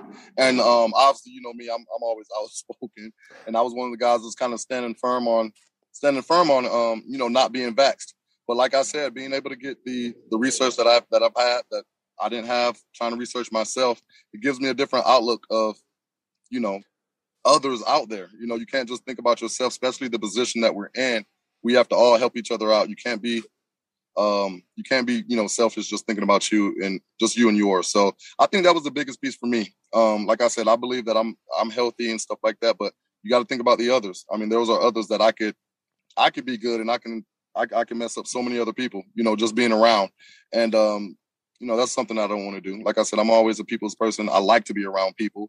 So I did what's right, and hopefully we can get a lot of people following suit with me being able to come out outspoken. And there's a lot of people that, look up to us, football players and stuff. And, there was a lot of people DMing me when I wasn't getting vaxxed saying, hey, man, I'm not going to be vaxxed either. So maybe you get those guys that could turn over and say, hey, you seen it? I'll do this. I'll help the community. Why not? So, I've never been the high type. I've always been vocal about, what I got going on. So hopefully that could help the community out a little bit. Exciting, really, times for Edmonton right now, right? Obviously, with Coach Jones coming back, a lot of excitement there. And then this week, you come back. We have a new president, CEO, right? Mm-hmm. A lot of signings, even yesterday. Are you talking with the players on DM? I mean, is there a lot of energy and excitement? I have to imagine. I mean, I know a lot of teams are re-signing their valuable players right now, right? Bringing people in, but it does seem like a lot of good signs for Edmonton. Yeah, no, for sure. We got some good guys coming in. We got some Hall of Fame caliber guys coming in, and we got great young guys coming in as well. Like I said, players want to play for Jonesy, man. I'm very excited to see how this free agency is going to go because, like I said before, he has the juice, and he's a competitor, and he loves to win. And, I mean, that's the biggest thing. You want to have a coach who knows what they're doing, and they love to win. And, I mean, his track record shows for itself as well. So, I mean, just in the first couple of days, you see these signings that we have. And honestly, I kind of expect more. Us and the players around the team, we're definitely talking. A lot of people start hitting me up when I signed last week. And every new guy that comes in, we're trying to reach out to them and let them know, hey, this is what we're building. We're building something special. Let's get this brotherhood started now. Let's not wait till May when we all meet up in Canada, So. I mean, a lot of legends, even from Edmonton's past, right, coming back in. It seems like, and I know that you had talked about in the past with the WWE, right, about some stuff. It's almost like WWE, like we're bringing back in some of the legends from the past. Any of the recent signings that are getting you excited for Edmonton? Yeah, like I said, man, player wise, yeah, man, Manny coming in, man. I was down with Manny in Texas 2 seasons ago, and Bowman too. I mean, these are veteran guys, so you think of the gameplay. I mean, fans don't know, but I'll explain to the fans here, I guess. You think of just the gameplay, but the presence alone and the leadership, man. You think, oh, these are all grown men, leadership, they'll be their own leaders. That is not true, man. It's a certain way to be a great vet. There's a lot of football players, but to be a great vet, successful great vet, and they know what it takes to win Grey Cups. We got a lot of yards now on that offense, man, and I'm getting excited. Rings. We have a lot of rings on the offense. That gets me excited. That's experience. And I always said that experience is the best teacher. So I feel like we have a lot of experienced guys now. And once we get these draft picks in and get some younger guys now, it's all going to fall in place. Were you sad to see Coach Elizondo go? I know that it seemed a lot of excitement, him coming in. Any thoughts on that? I was. I mean, it was tough. It was tough, man. When you have a season like that, it was tough. And I was close with him, but at the same time, I text some of the coaches that, they have new jobs now. A lot of other coaches actually have new jobs now, but that's the business, man. That's the business. One day you can see somebody, even with players, you can be so close with players, and then the next day you see a big garbage bag in front of their locker. That's the name of the game, man. It's unfortunate, but I've always done great with guys like that and keeping great relationships after the football life. So I've been in touch with a lot of those coaches, man, and We got Johnsson in now, man, and I mean, I'm just looking ahead. I mean, now that's a friendship with the old coaches. That's no longer a coach-player relationship, and now I have a friend here and a coach-player relationship with Johnsson. Chris Jones. I'm sorry, y'all don't know him as Jonesy. Chris Jones. No, that's okay. Goals for you going into this year. I know that you had said I read some of the quotes you had. Unfinished business, right? You wanted to return back to Edmonton. What are your goals for the season? Man, the first goal is the team goal. We have to get the Grey Cup, man. We have to get the Grey Cup, and before the season even starts, I have goals to do so much community work in the community. That's one thing that, like I said, I just love to do. And I really believe our fans, man, our fans, we owe it to them. We had, was it no wins or one win at home last year? It no was wins. Something, no, it was no. I'm no. trying to sneak one in. Look, no wins at home. No wins at home, man. We owe it to them, man. So I definitely want to get my face to let them know that we do appreciate them, and we didn't give them what they needed to see, especially those season ticket holders. So I want to get back there early. That's my first goal, to kind of let them know, hey, we do appreciate you guys. We have a new regime going on right now. We have some big goals, and I'm behind it, and I believe it. And if I didn't believe it, I wouldn't be moving back to Canada in the snow from Florida early. Have you? I know that your new CEO, right, Victor, has been very vocal, right, in terms of being involved in the community, being involved with the players. Have you guys had any action yet? Not in person yet, not over the phone yet. Over social media, yes, but we will get all our talks going with a lot of the captains that's on the team, man, and being able to figure out what goals we need to do in the community, what goals we need to do to attach the fans, and what we need to do to win, what we need to do to bring a Grey Cup back to the city. That's another main piece, man. It has so much history, so much tradition there in Edmonton, and we just kind of have to bring that back. And I think we're going in the right direction, bringing back some key guys, some guys that's in the city, that knows about the city, some guys that's always been a part of the Double E. And I think we're moving in the right direction. I'm excited. Anything we bring these players on, right? The fans love you guys, right? The CFL more than anything in terms of that connection. When you're not on the field, right? When you're not wreaking havoc, running through everybody, stuff that players should, that fans should know about you. I know that you got your sweatshirts going out, doing some good, fans in the off season. But what do you, what's James Wilder Jr. doing when you're not, wreaking havoc? When I'm not on the field, man, I have my Wilder Sports Academy. You have my own business down here in Tampa, Florida, that I'm training kids from ages 5 on up, and I have my clothing line, which yours is in the mail as we speak. Yours is in the mail as we speak. We have my clothing line going on, and then of course, man, it's my time. Last season, I didn't come up with the family, man, so just kind of catching up with the kids and actually not being their coach, but actually just being a dad, to be able to show up to their games, practice, and I got 5 cubs, man. I got 5 little kitties I got to attend to. So they keep me busy. They keep me busy from morning to night. But most of this time now, training and my businesses and just trying to get that time that I missed with the family. Well, I'm excited. I'm still not, I was originally an Edmonton Elks fan, and then I kind of got scorned with everything. So we kind of, I know. I'm not saying I'm back all in, but I am feeling pretty good about the Edmonton thing. We have Eddie Steele coming up on the show as well today. We're going to talk with him about everything. So I'm telling you, Edmonton is slowly working their way back into my heart. So I feel good. What can I do to help? What can I do to get you back on board? This has been very helpful. So I was like, you coming on, we're going to start engaging with some more Edmonton, players and things. I think this is good. I think, Edmonton's working through a rebuild. I think having good faces like you, names from the past, Chris Jones, it seems like all signs are pointing up right now up north. I mean that, so. Oh, no. Well, for sure. Well, let's make sure we keep the dust off that hat, and we'll be good to go. Awesome. I appreciate your time. Best of luck this season, and take care. Of course, man. Thanks for having me on the show. And of course, get Wilder and go Elks. There you go. Well, I have my Edmonton football team hat on twice today. We had James Wilder Jr. on there. We have Eddie Steele on. How are you doing? I'm doing excellent. It's awesome to be here chatting with you tonight. I look forward to this. Yeah. So, we connected, I guess a couple of months ago now, Grey Cup. You were unfortunately there with the Rosh, but it was actually nice to meet you and get to know you. How was the Grey Cup experience for you? And how was kind of the, wrapping up the CFL season?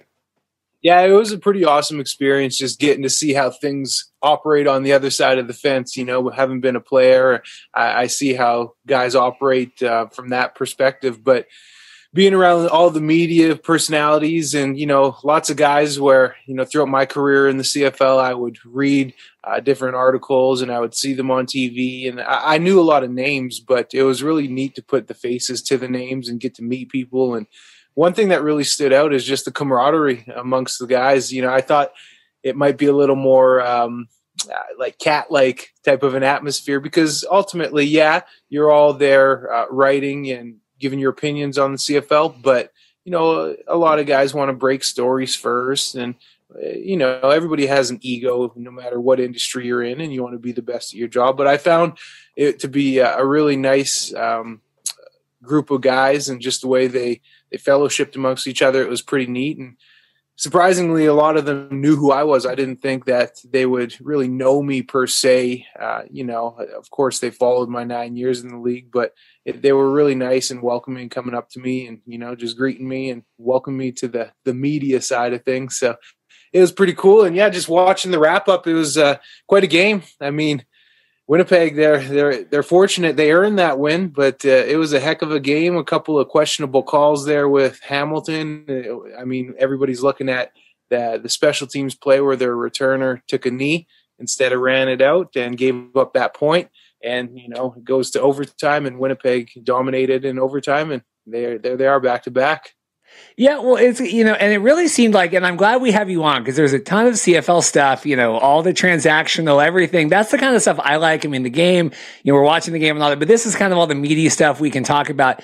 It seemed like Winnipeg last week, right? We're re-signing players, we're building the roster. Now, your former home, Edmonton, is like, hold my beer. We've got Chris Jones, right? The week starts, James Wilder re-signing, bringing back some other legends that were kind of before my time, right? Or earlier on in Edmonton. What has struck you this week about all the moves that Edmonton is making?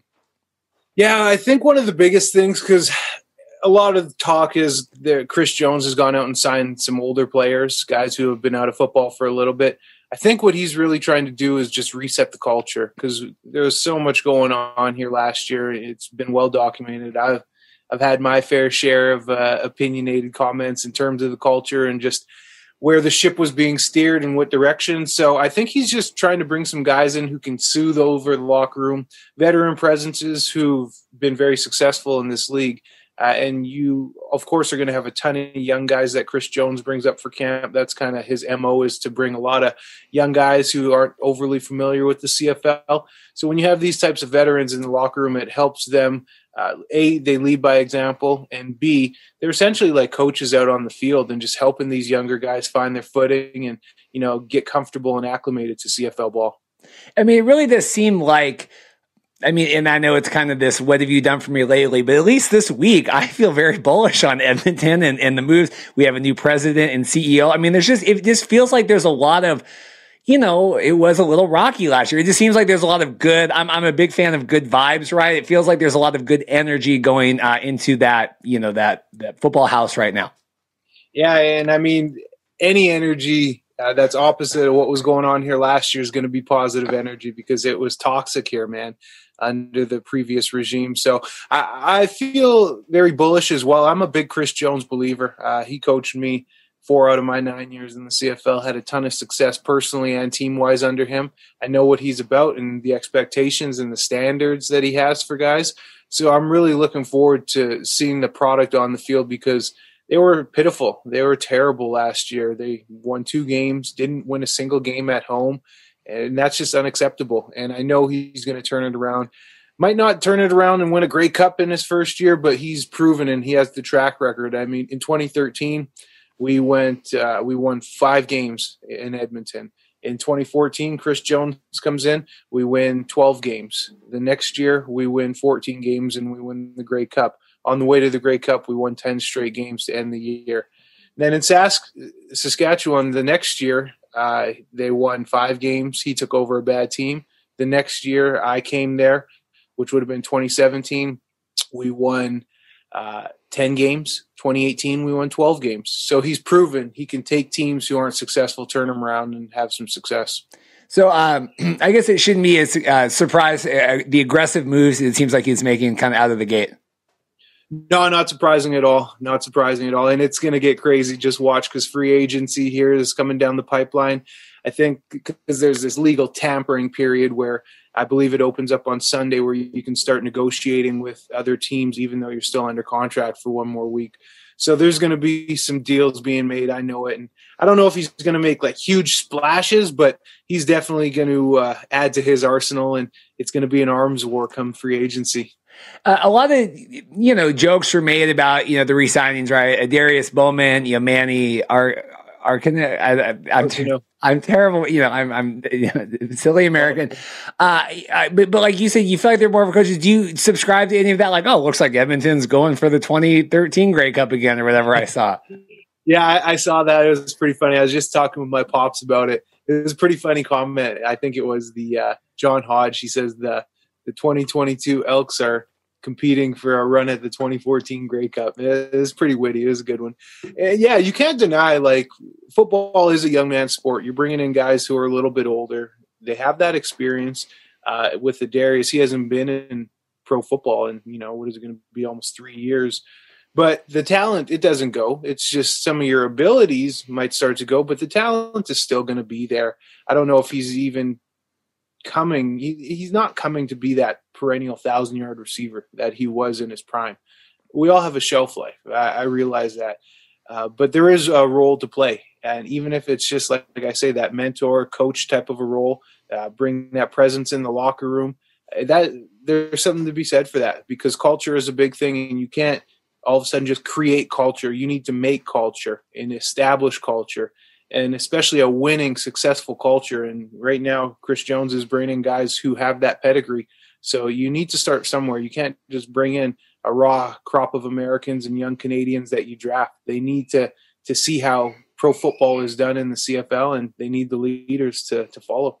The re-signing of James Wilder this week, I mean, of anything going on with Edmonton, something on the field that seemed like was successful last year, right, was, how well he did.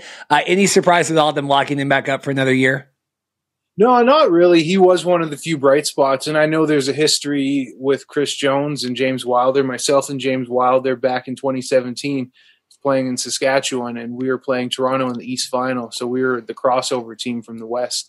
And we were up 3 points with a couple of minutes left, and it was a 3rd and 5 play. And Ricky Ray, the quarterback for Toronto at that point in time, hit James Wilder on a wheel up the sideline, and he made a spectacular catch on us. And that was pretty much the nail in the coffin, because had they not have converted that 3rd and 5, we would have went to the Grey Cup for sure. So, yeah, there's some familiarity with James, and he's a dual threat. He can catch the ball, he can run the ball, and he has proven last year that he can still run the rock pretty hard. So I think it'll be a really good addition for them.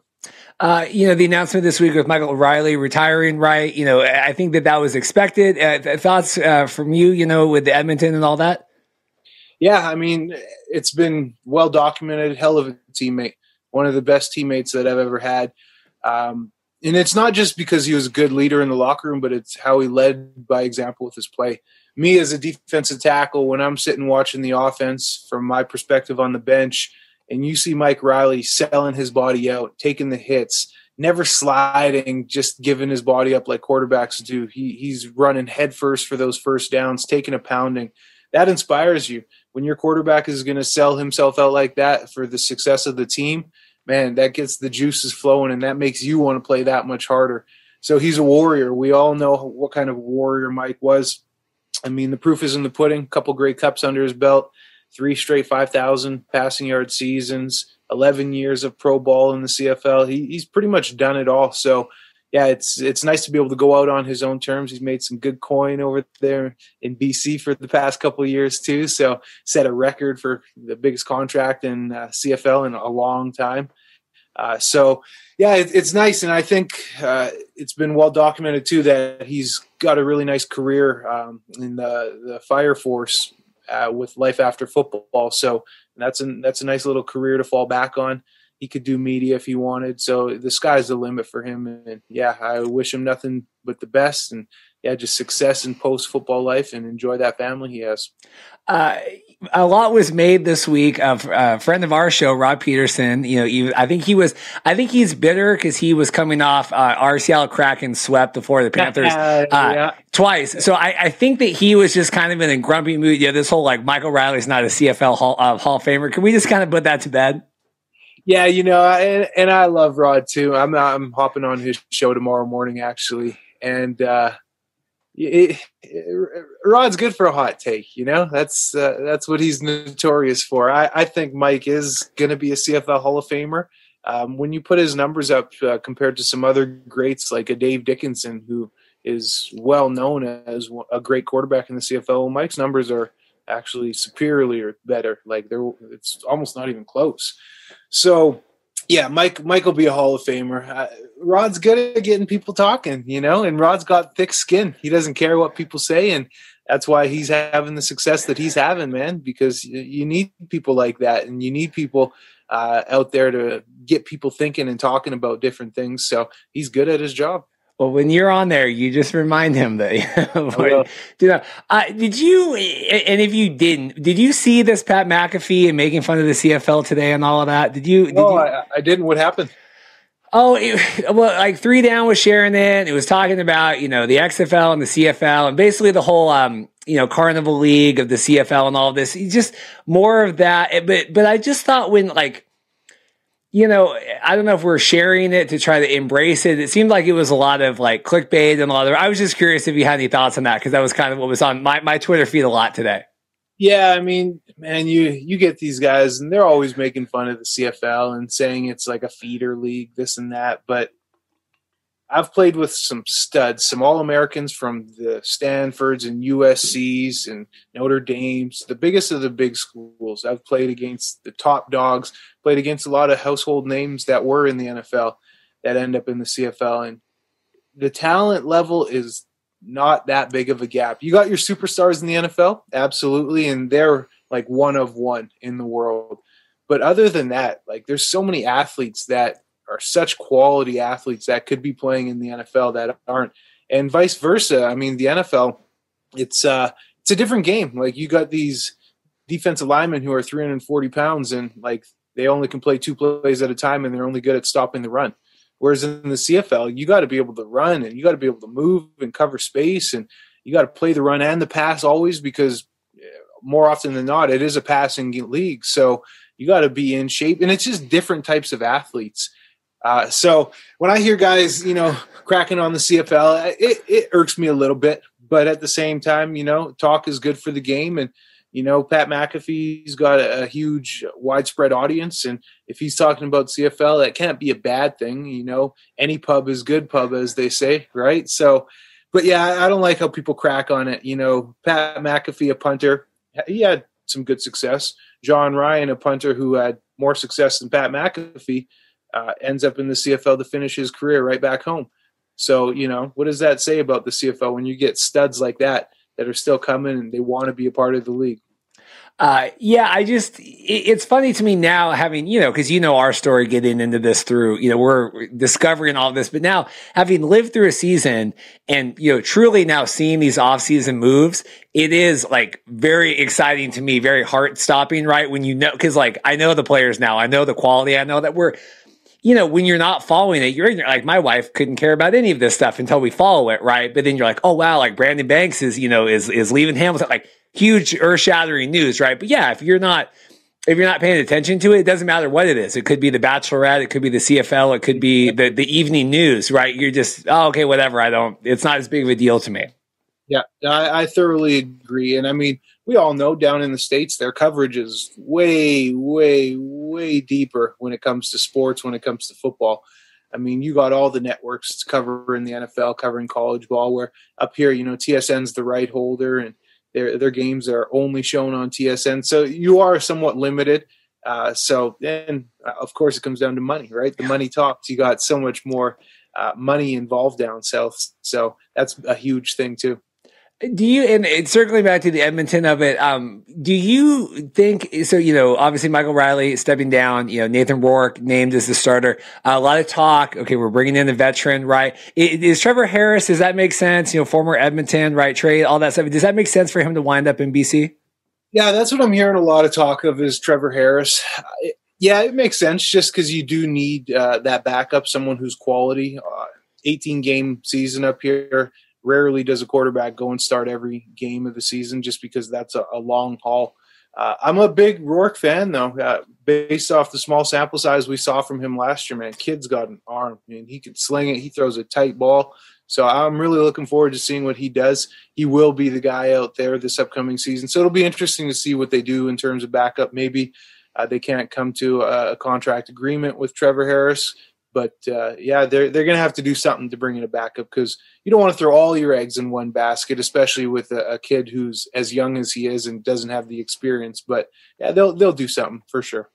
Yeah, I've been reading a lot of like, well, it's his, and, we're going to bring in some. I always worry about that, right? You have like someone like McLeod Bethel-Thompson that's like, well, I was never really sure that it was my spot. You always feel like you're playing over your shoulder, and I fear like it makes sense. I mean, you can't just go all in on this. That's quite the drop to go from Michael Reilly, the highest paid quarterback, right? To so it's up.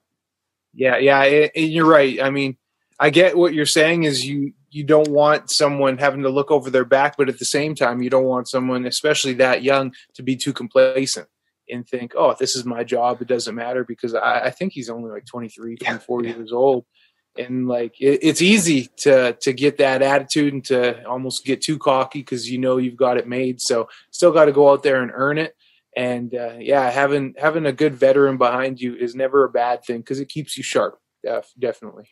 And then obviously, the Brandon Banks thing today, right? Figuring out what's going on. It seemed like that was kind of the last big. I'm kind of looking at my list here of, it seems like this week was crazy in terms of like a lot of urgent thoughts on that and where does he end up? I mean, obviously didn't have a stellar year last year, right? Coming off of 2019. Yeah, that's just goes to show you pro ball, man. It doesn't stop for anybody. He's been there for like 7-8 years now, had a ton of success there in Hamilton. He was the MOP, most outstanding player back in 2019. And just like that, boom, a couple years later, the team is moving on from you, or you're mutually moving on from each other. But pro football, it doesn't stop for anybody. And we all have a shelf life, not saying he's at the end of his life in the game, but we always need to go to new pastures and see what's out there. He will have a good opportunity somewhere. It's a matter of getting the contract and the money right and what team wants to give him the money. But yeah, he'll be somewhere. I bet as he gets older, he'll probably want to go to a more established team, someone who he has a better shot at winning with. I'm just throwing this out there. I don't know if it'll fit and what the numbers look like, but I could see something in Calgary even maybe. Just adding that little speed threat. They got Beggleton, they got Kamar Jordan.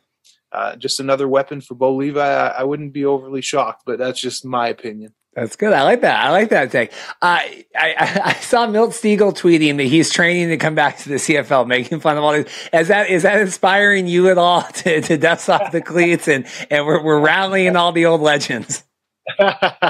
I was talking with some people about that too because I was a Chris Jones guy.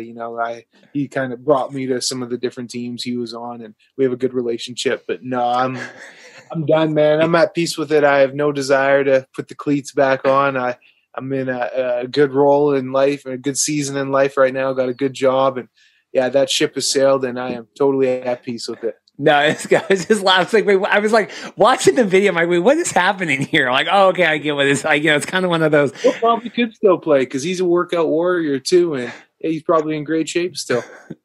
Well, Eddie, this has been great. I'm glad that that we could connect and kind of get to meet and spend all that time, and then now having you on. And they just really did end up working out a great week with all this Edmonton stuff. And who knew? And sometimes I'd rather be lucky than good, but I think we lucked out this week. So. Timing in life, man. Timing is everything. That's what it comes down to. And I appreciate you giving me the opportunity. I'd love to do it again. Awesome. Thanks. All right, man. Welcome back to the show. I want to thank our illustrious panel of guests for this week. Reed's going back to the 3-hour shows. I don't know what's happening, but there you go. Sam, Roy, James, and Eddie, thank you for joining us here on the Markcast. Looking forward to, possibly talking to you maybe more often, especially Sam, once everything starts really going. It'd be great to have him on at least once a month. Very knowledgeable guy. Great stuff from Sam. So With that being said, we're moving on to the CFL. I noticed you have your Edmonton Elks hat on. Are you going back that way? Because you've been on this BC Lions is America's CFL team, but why are you wearing an Edmonton Elks hat? Well, no, we do. It was very Edmonton heavy today. I really wasn't planning on that. I will tell you, James Wilder is the nicest man I've ever interviewed. We have interviewed a lot of nice people. We've had this is no disrespect to like the Dave Campbells of the world, Rob Peterson, Jim Mullen, all the illustrious Farhan Lalji.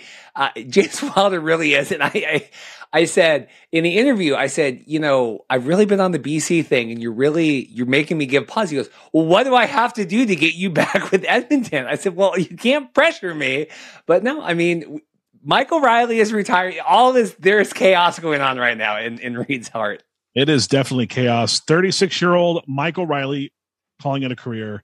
Of course, a native of Kennewick, Washington. I didn't know that. I didn't know that either. But he is retired following 11 seasons. Of course, he was with BC, Edmonton, 34,000 passing yards, 182 touchdowns, 105 interceptions. Just a great career. Hats off to Michael Reilly. Happy trails to a healthy retirement. Yeah, he's going to be a firefighter. He went and got a bunch of certifications during the off season, right? Remember, CFL didn't play in 2020. So Michael Reilly went off and, we never forget that, but he went off and it was interesting. There was a big debate this week on Rod Peterson's show that, is Michael Reilly a Hall of Famer? And of course, people were immediately like, Rod, you're high. I go, I think Rod is still just mad that the Kraken beat the Florida Panthers on Sunday. That's really what I think. And I think that he's just that butthurt. Can't give the BC Lions any credit.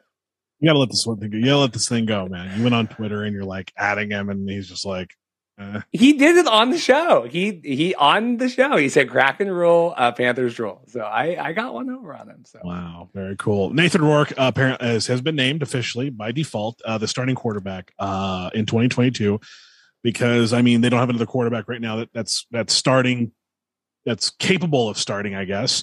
It's Reilly retires, so by default, Nathan Rourke is your starting quarterback. Depending on what happens this offseason, it's going to be interesting to see. Yeah, for your Nathan Rourke fan, I would definitely make sure you're subscribed to the Markcast. That would be a good idea if you want to think about that. The idea there's where there's smoke, there's fire. Rick Campbell has a lot of history with Trevor Harris. They spent time in Ottawa. Trevor Harris is still on the market because, he got traded from Edmonton to the Alouettes. He got let go because they re-signed Vernon. Farhan thinks they're really going to put Trevor Harris in BC because the main reason is because your boy Jeremiah wants too much money. Mazzoli, I'm surprised. I'm not surprised. I don't know why, he's asking for money. He's asking for money because, I guess, he's the guy, but is he the guy? Is he the guy? Or is he just is he Tannehill? That's my question. Is he Ryan Tannehill? He just seems to be a stopgap. He doesn't seem to be the guy. He's asking for money like the guy, apparently. Yeah, people love Trevor Harris. I'm fine with Trevor. It's going to be hard no matter what to replace Michael Reilly, big personality and, beloved in the league.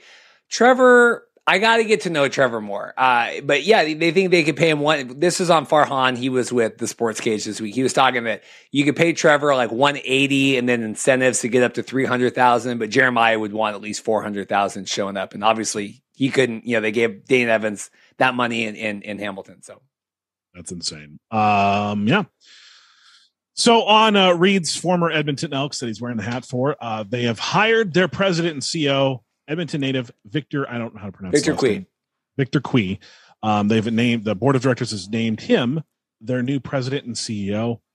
Seems like it's already off to a good start. This guy seems super friendly, super open already. Read up on him today to get prepared for this, and I'm excited for all the Edmonton fans. They seem to have a guy that's willing to listen. He's super charismatic, super gregarious. Really wealthy, has made a lot of money, is very successful. Has already talking we got to listen to the fans. We got to listen to the stakeholders. I mean this. Edmonton is making a really strong case to pull me back. But this is exactly what they need. Let's get James Wilder back in there. Let's get some, we have a story coming up here. They've got some new old players coming back. We got Chris Jones. We're really, we're revitalizing this Edmonton. I don't want to say make Edmonton great again. But we're revitalizing Edmonton. He launched the One Championship. It's an MMA promotion back in 2010, and it's now worth a current valuation of over $1 billion. So he clearly knows how to build a brand, and what brand needs more rebuilding than the Edmonton one right now, because it was a dark season for the Elks. And with that being said, he did say that he's promising to listen to the fans and the stakeholders of the team. He says, my role is to allocate the right resources in the right places so that the team can achieve success in every person's respective area. A big part of that from starting out is to spend time listening to everybody, stakeholders, alumni, the board, season ticket holders, fans. He's being inclusive of all these groups, and it's going to be great to see. He told that to Dustin Nelson on TSN 1260 north of the border. Yeah, I love it. Very happy. We also, we talked with obviously James Wilder. He's coming back. That was kind of the big story Monday, and I was like, wow, this is great timing that we have James Wilder come on. There was a lot made in the season about James Wilder being vaccinated. Because he was not. James had a really good in his interview a lot about that, but he's going to make sure all that's taken care of, and I think he's really excited to be back. And like I said, he comes across very, very friendly. And I think James is really excited to see what Chris Jones and everyone in Edmonton can do for him. So Edmonton signing old players, veteran players. I shouldn't say old, just veteran players. Darius Bowman and Manny Arsenault have both signed to be Edmonton Elks next season, wide receivers, and as also Caleb Hawley too. Apparently, that's not in the headline, but Caleb Hawley also signed. There was a smattering of them. I will give John Hodge had a good joke this week, because these guys were all part of like the 2013 to 2015. He's like, oh, the 2022 Edmonton Elks are making a run at like the 2014 Grey Cup. Because these guys, Bowman retired in 2019. He's making to come back at the age of 36. That is, a little up there. I am 35. I couldn't imagine going into the CFL. Arsenault, he was in the, he's 34. He was in the Frisco Fighters with the Indoor Football League. So, I think the idea is you're bringing back veteran guys to help like write that culture that we've talked about so much with the Edmonton. You have guys that know how to act and perform and behave, carry yourselves in the CFL. So, free agent negotiation window opens up January 30th, which is Sunday. Interesting, at noon Eastern. So 9 a.m. we might start getting 9 a.m. Pacific. We might start getting some news about potential free agent signings. There's already, they say negotiations are beginning, but trust me, people, behind the scenes, agents are already kind of feeling things out, seeing where their players land, and it's going to be interesting to see if anything pops off right off the bat. Yeah, like the Red Blacks are running this viral social media thing right now, teasing some big like free agent acquisition, kind of like Hard Knocks. I'm captivated. Like this stuff, now that we've lived through the season, like if McLeod Bethel-Thompson shows up in Ottawa, like I'm going to lose my mind. It really does matter now that it's Antonio Brown. Maybe it's Antonio Brown. Who knows? No, CFL, they're really doing good. Red Blacks, kudos. Learn to color grade your footage a little bit better, but really good job on the presentation. Biggest annoyance. Like I'm seeing that so many times. I'm like, you guys aren't even putting LUTs on that thing. No. Incredible. We're getting too in the weeds for people that aren't understanding what we're talking about. But anyway, Zach Collaros doesn't think it's the best interest for any CFL player to sign a long-term contract. I think for right now, right? That's what he's saying. The way the CBA is set up right now, it makes it difficult for people to sign long-term deals. I think that players would like to, but I don't think it's our best interest to do so, to be honest. Well, it's interesting. He says, when we do the 1 year thing, if I'm doing well, you're going to want me to have more money. If we do a multiple year thing, I'm either going to want more money in year 2 or you're going to cut me if I'm not playing good enough. Which I'm like, exactly. It's a valid point, but not all of us are Zach Collaros that are like highest paid quarterback, of the year here. It's one thing when you got paid to say, guys, don't worry about it. Stampeders re-signing all-star receiver Kamar Jordan. He was set to become a free agent on the 8th. He caught 53 passes for 767 yards, 4 touchdowns, and he was a West Division all-star. It's good to see some, veteran receivers getting, re-signed with Calgary to kind of keep going. Because they had off and on season. It's going to be interesting to see who's throwing passes to him, but it's going to be interesting. We'll see how the Stamps do next season, and it's good to see veterans coming back and keeping things even keel for now. And there's not major turnover. Yeah, if you're interested in Calgary, I would tune in next week. Yep. All right, there you go. Red Blacks have released most outstanding special teams player Devontae Dedmon to pursue his NFL opportunities. Too bad the Packers couldn't use the special teams help. Zing! Aaron Rodgers. I've never been happier. I've never been happier at the bar than watching Aaron Rodgers walk out having lost 10-13. Never been happier. I have so many Packers friends that were just like devastated. But then they were like, well, this comes with the territory of having Aaron Rodgers as your quarterback. I mean, after winning the one Super Bowl, people were like, oh, Green Bay's not going anywhere. And then, of course, they didn't go anywhere. They stopped going after that. Devontae signed with Miami. They let him go. I was actually trying to get him on the podcast. I'm like, well, there you go. He's signed with Miami. They're excited about that. This one's a big deal. Brandon Banks, mutually parting ways. I mean, they're releasing him right with the Ticats. Orlando Steinhauer had a big heartwarming note that he released tonight about this. Brandon, was the MOP in 2019, never really got everything back in 2021. We'll be curious to see where he ends up. I just worry if like that blue, he's played a long time. It's going to be that you have to watch that because like, was that just a year off where the pandemic kind of took him out of his flow and maybe next year he goes somewhere and kicks total ass. That might be the story there that's coming out of them letting him go.